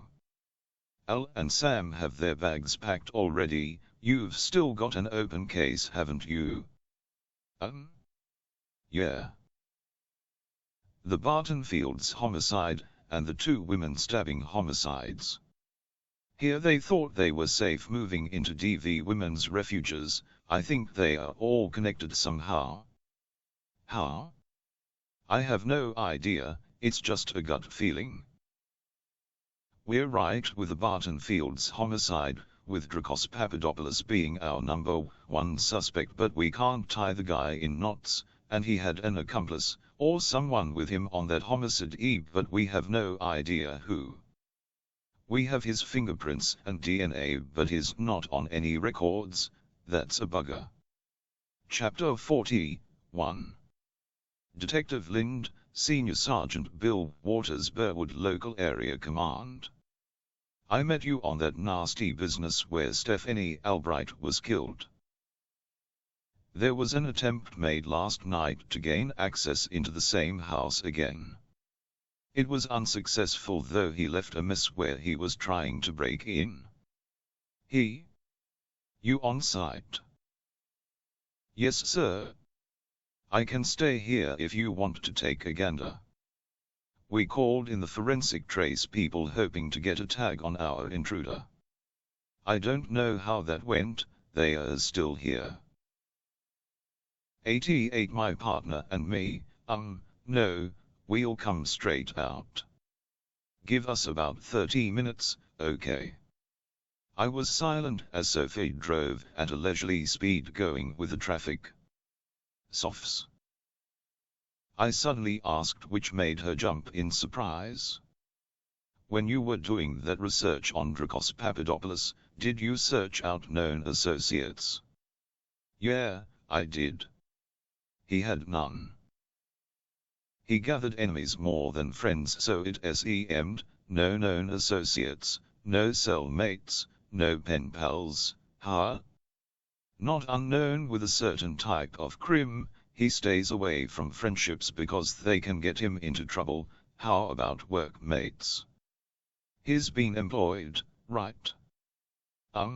Where? At the large Woolies distribution center out Smithfield Way. No, I didn't check out that avenue, should I? Later, when you get a chance, almost there according to our GPS thingamajig. Down the next street, we pulled up behind a stream of official vehicles, some still firing a blue and red strobe over the nearest houses. Doesn't look like a female refuge center, Sophie mumbled as she alighted. Repeating what she had said the first time we were here, to investigate Stephanie Albright's homicide stabbing. They seldom do. Wanting to sink into the suburban streetscape, so annoyed ex-husbands and boyfriends find it harder to find their errant women to have another go. I'd like to know the incident of exes forcing their way into establishments like this. Looks and sounds like a pre-school kindergarten by all the screeches of young ones. Yeah, they are the losers in all this makes you wonder what society is gonna end up like, Yeah, I wonder how the little ones process their mother and father falling apart. Whether there is long-term consequences or to them, it is just a part of living. Don't know. Don't want to know. 89 Senior Sergeant Bill Waters extricated himself from his official unmarked vehicle. Nodded in my direction. Gave Sophie a tight smile as he walked briskly towards us. We have to nail this bastard before he takes any more lives. He's a local bloke who is not comfortable in getting outside his familiar comfort zone. He keeps on trying, his gonna succeed eventually. Good morning, Senior Sergeant. I shook his hand. Sophie almost curtsied. There was energy between the two, go figure, the sergeant was old enough to be her father. Then again, she could be attracted to older men more than the young ones roaming about today. Partial fingerprints on the windowsill and the upright section of the window, they are a match as far as possible with only partials to compare. The same as those here at Stephanie Albright's death, and those found at Sherry Chazen's death house. He couldn't jimmy the window sashes apart as there was too many coats of paint. He then turned his attention to the back door, but his struggles must have woken up the old girl who lives in the back, in the granny flat. She turned the outside light on as she opened her door. She caught a fleeting sight of a bloke hightailing it up the side of the house, dark clothes, white gym boots, grey hair, that's all she could offer. The place is overflowing with 6 women and 7 kids. She's got her arms full right now, it could all disappear within a fortnight or two, hard to tell. I walked around the back to see the old girl supervising a tribe of kids.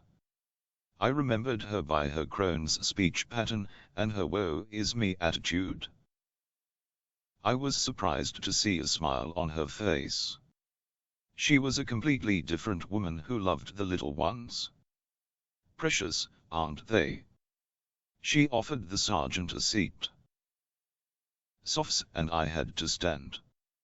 Nothing riles them, not even seeing their mothers crying, or nursing bruises, black eyes. Oh, if only I could look at life through young eyes like theirs. Good morning, Mrs. Canto. I see you have a full house, good morning to you, Detective. Yeah, overflowing, but it could be empty in another fortnight, depends on a lot of things.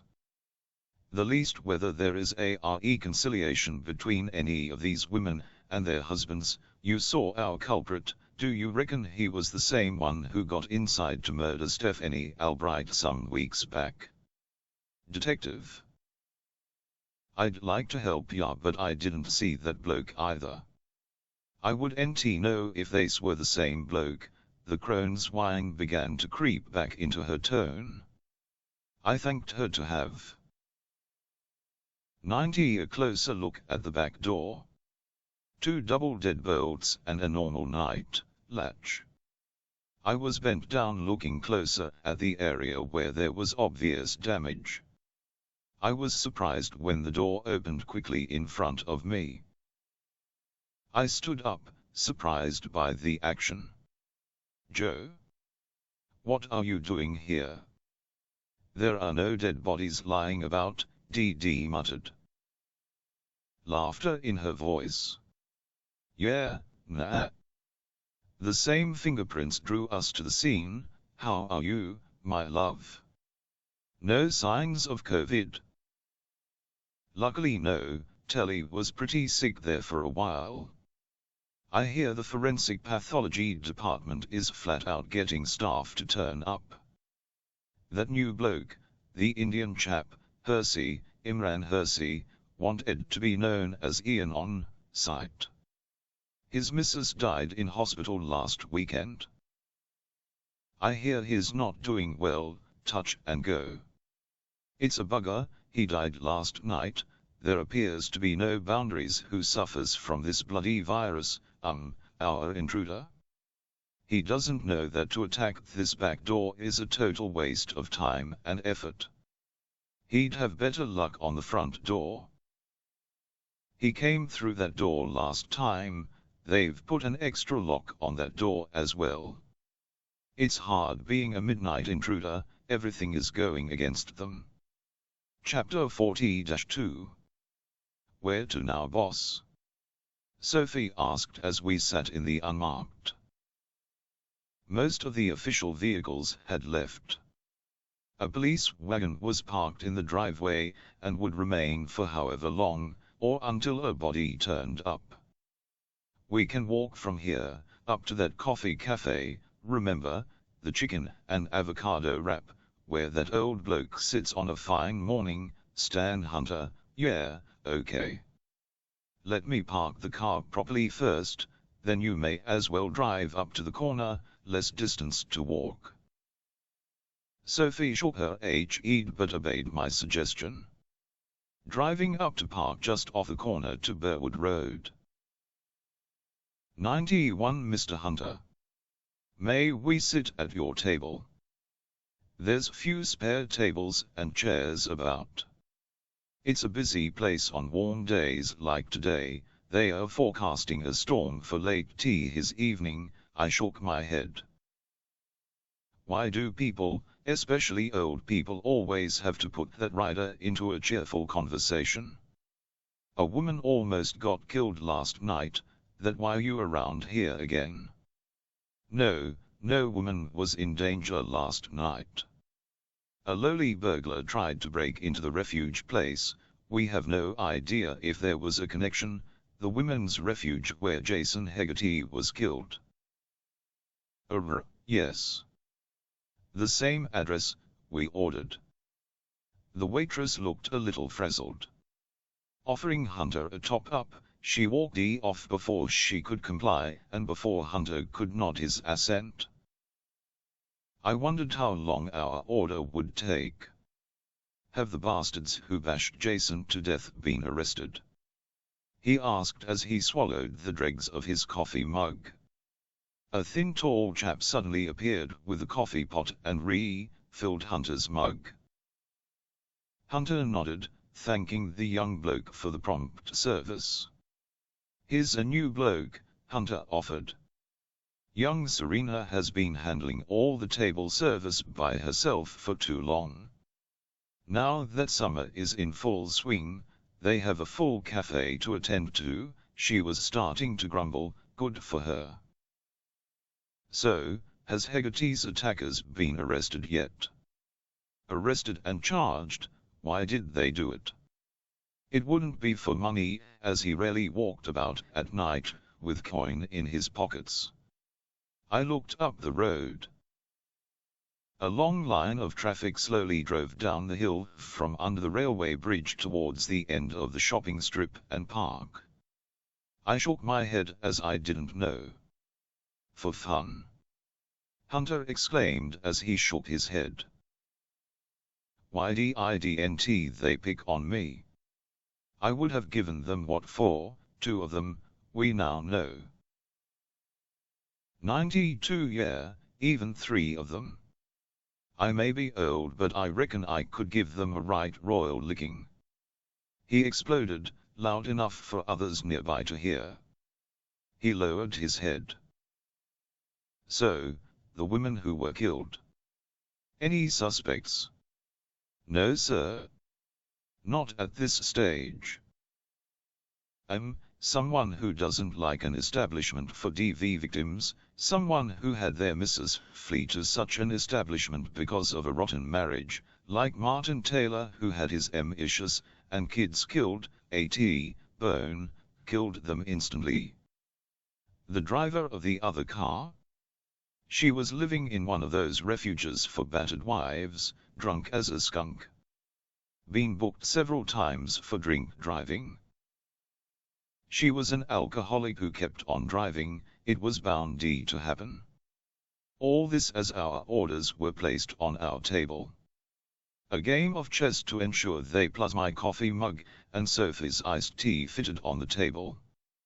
A delicate operation. Hunter's newspaper had disappeared. He was sitting on it, so we found out later, it kept his bum warm. His conversation filtered from both our memories, as we tucked into the best chicken and avocado wrap in Sydney. As it was, both our memories were full of opposing thoughts on the deaths of the two young mothers, being mixed up with Beaton Field's death, where we were thinking the three homicides were connected, when there was little to nothing connecting them. Chapter 43. Where to now, boss? A nice, quiet, secluded park where we can sit under the shade of large trees to have a snooze, against the rules, boss. Yeah, I know, but that's how I feel after eating that lunch, and I betcha we would not be the first or the last to catch a bit of shut-eye during the day. Stan Hunter. I nice bloke who is just sitting around waiting to die, that's not going to happen to me. How about we pay that firm, the one that Dracos Papadopoulos works at, WEVE been saying for a while we should visit it. I looked up the white pages on the in-car laptop to get the address, after which I programmed the information into the GPS. Misdirection would navigate us to the front door. 93. The large distribution center dwarfed its neighboring enterprises. The roof area was huge. I've often wondered why these establishments, with huge roof areas, haven't filled them with solar panels. It would be worth their while, so I thought, perhaps the roof structure could not support the extra load. After making initial contact with the front receptionist desk, where the pert young thing was not that inviting, the chief security officer came towards us with a broad smile. Barry Holsworthy used to be one of us, but to save his marriage and have more free time for his kids, he quit. Just like that. 5-6 years ago. It surprised all of us, including our boss at the time, CB. Clive Butler. Barry? You're looking good. You reckon you made the right choice, eh? For me it was the right choice. My wife still divorced me and my kids don't speak to me, but I'm living with a wonderful woman, and her two grown kids, rarely see them. I've often thought without the constant nagging of the ex, I may still be a murderer, but I don't miss it. I got regular hours, more money than being a cop. You getting my receptionist in quite a tiz. Huh? What is it that I can help you with? We are investigating 2, possibly 3 connected homicide cases. Your Dracos Papadopoulos keeps bobbing up as our main suspect. We would like to ask his shift supervisors some pertinent questions about the man. How reliable he is, his mates here at work, and how he gets along with other colleagues, background stuff, you know how it goes. Holsworthy nodded, pinched his upper lip while looking at the floor in front of him.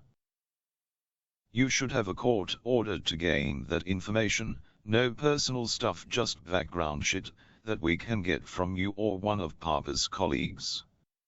I had to smile to myself on the shortening of the man's surname. Papadopoulos is quite a mouthful. You're not likely to get anything positive from his colleagues. He wouldn't win a Mr. Popularity contest by a long shot. Okay, keep it general, come up to my office. We followed him up to the first floor office area. His office overlooked the staff parking area. A vast area dotted with tall gums that looked as though it could hold several hundred vehicles. At the moment, it was less than a third full. The afternoon and night shifts were the largest. 94 with around 100 workers on both shifts, which were not due to start for another 2 hours, the first at 4 o'clock. Drake Papa, yes. Sorry, he's not at work. He's been told to stay at home for a week because he was in contact with a COVID-positive person, sorry. What can I tell you about the man? We have sent him to 2 anger management courses. The next confrontation he has with fellow workers or shift supervisors, and he is out of the premises. He is a hothead. Any known mates here on these premises? Yeah, I guess, Martin Taylor. I thought he was on the autistic spectrum until I learned of his past. The guy is one of our best workers we have. Trustworthy, diligent, and reliable. It has me buggered why he and Drake became friends. He shook his head. Martin, you could give him a verbal list of 50 things he had to do over a shift, and he'd have them all done within that time frame, and done good. His only problem, give him a coffee break or the lunch period, and he'd be out with other smokers. He is a terrible smoker, rolled his own. There would be a smoke cloud hanging over his head, he was that bad. When we took him on, we had trouble trying to stop him from stopping work every quarter hour to light up. He eventually got the hang of it, and as I said, he will now be one of our best workers. You mentioned something about his past. What was it? Sophie asked, taking the words out of my mouth. Holsworthy leaned back in his chair, frowning at both of us. That steps over the line without a court order, I'm afraid. Sorry, anything else? No? Then I'll escort you downstairs. Chapter 44. What now? Sophie asked as she turned the motor over, snapping on her seatbelt. I was still hanging out for a snooze in some large park nearby. I think we should share our coffee with Stan Hunter tomorrow morning. Let's get back to the office so we can get in a couple of laps in the pool. Why the coffee with Hunter? He'll accuse us of harassing him shortly. 95 I don't think so. He is not a man who will ever be confrontational, never. It's in his training as a special forces man, it never leaves you. My mobile buzzed in my pocket before it began its boring ring. Joe, Teller talking as your friendly forensic trace officer. This little bit of news slipped through the cracks. Sorry, as you know, we are way down on staff numbers. Fingerprints, the prints, a particularly good set of the left hand, were made when our suspect leaned against the back wall above the bathtub to turn on, or off, the taps of the bathtub, that Barton Fields died in, at his home address. I have no idea how this was deleted from the final report into the Barton Fields suspected homicide murder, made to look like a self-inflicted death. Suicide, but a suspicious murder. D would not take that as gospel. Tell me, I was excited. So was she, you could tell by her tone. Yes, a beautiful full set on the tiles above the tub, made by Dracos Papadopoulos, no mistakes, his left hand. He is right-handed, isn't he? Don't muddy the water, Tells. You, my love, deserve better than just a kiss, tonight. I'll buy the wine, you supply the food. Better still, why don't we take the 2 girls to our favorite pizza joint? And leave enough time after we put the girls down to, be careful Joe, others may be listening. I turned to Sophie as I instructed Teller to repeat the news, as I placed the mobile into its dock. This proves his presence at the scene of the crime, that magic bullet. Sophie voiced excitedly. Yep, let's visit Stan Hunter tomorrow morning to gather more background stuff on Martin Taylor before we start harassing either man.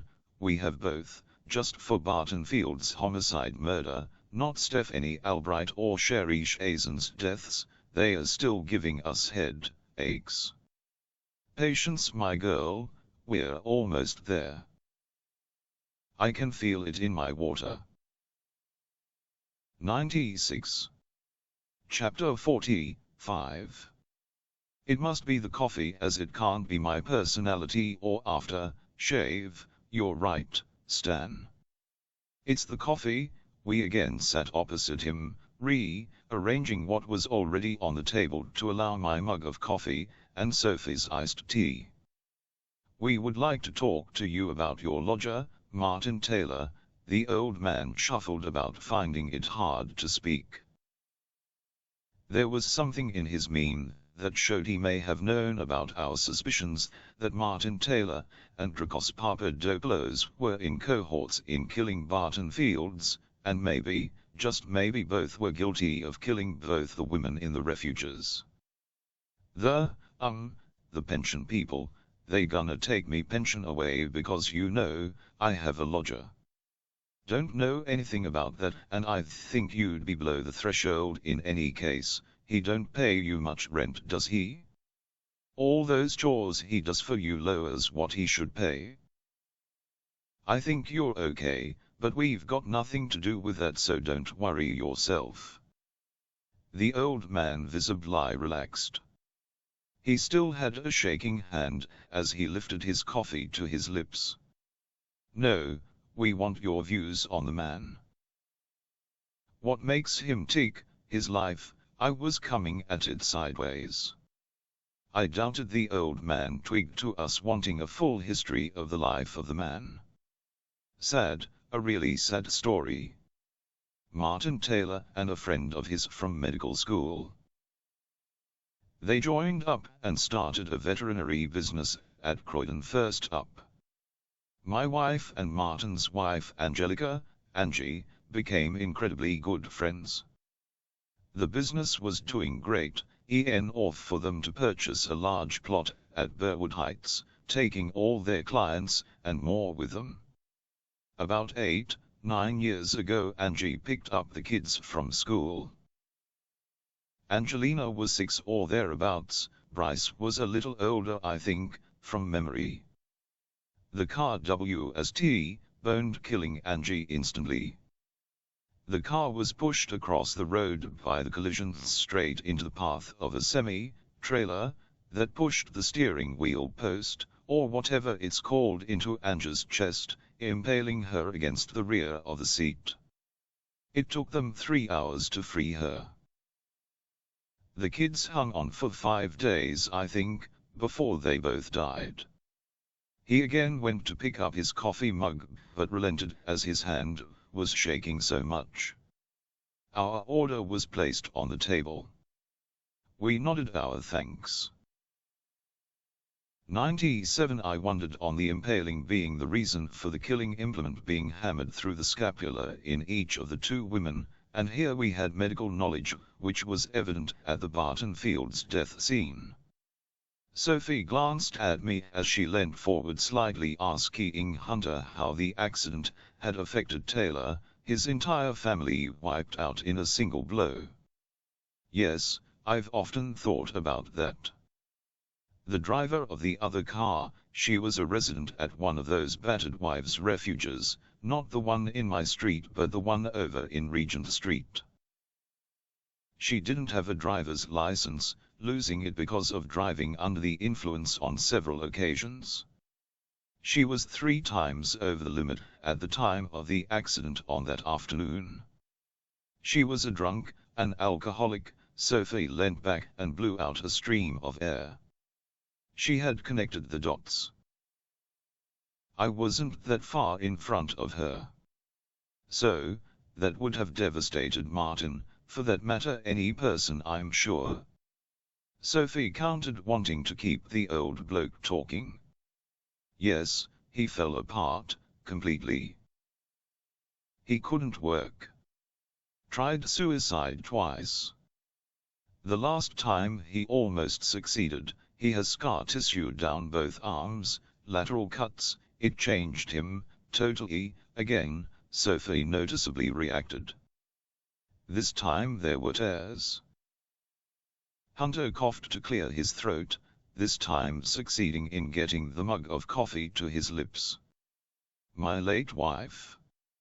She was adamant that Martin should take up residence in our granny flat where we could keep an eye on the man. He was a different person, more like, no, that's unfair, I was going to say like someone on the autism spectrum, he couldn't think for himself. You had to remind him to have a shower, to eat, to go to sleep. He's a lot better now, but still, he needs that reminder still, sometimes. You could give him a verbal list of 100 things to do over the following week, and every one of those things would be completed, perfectly, unbelievable.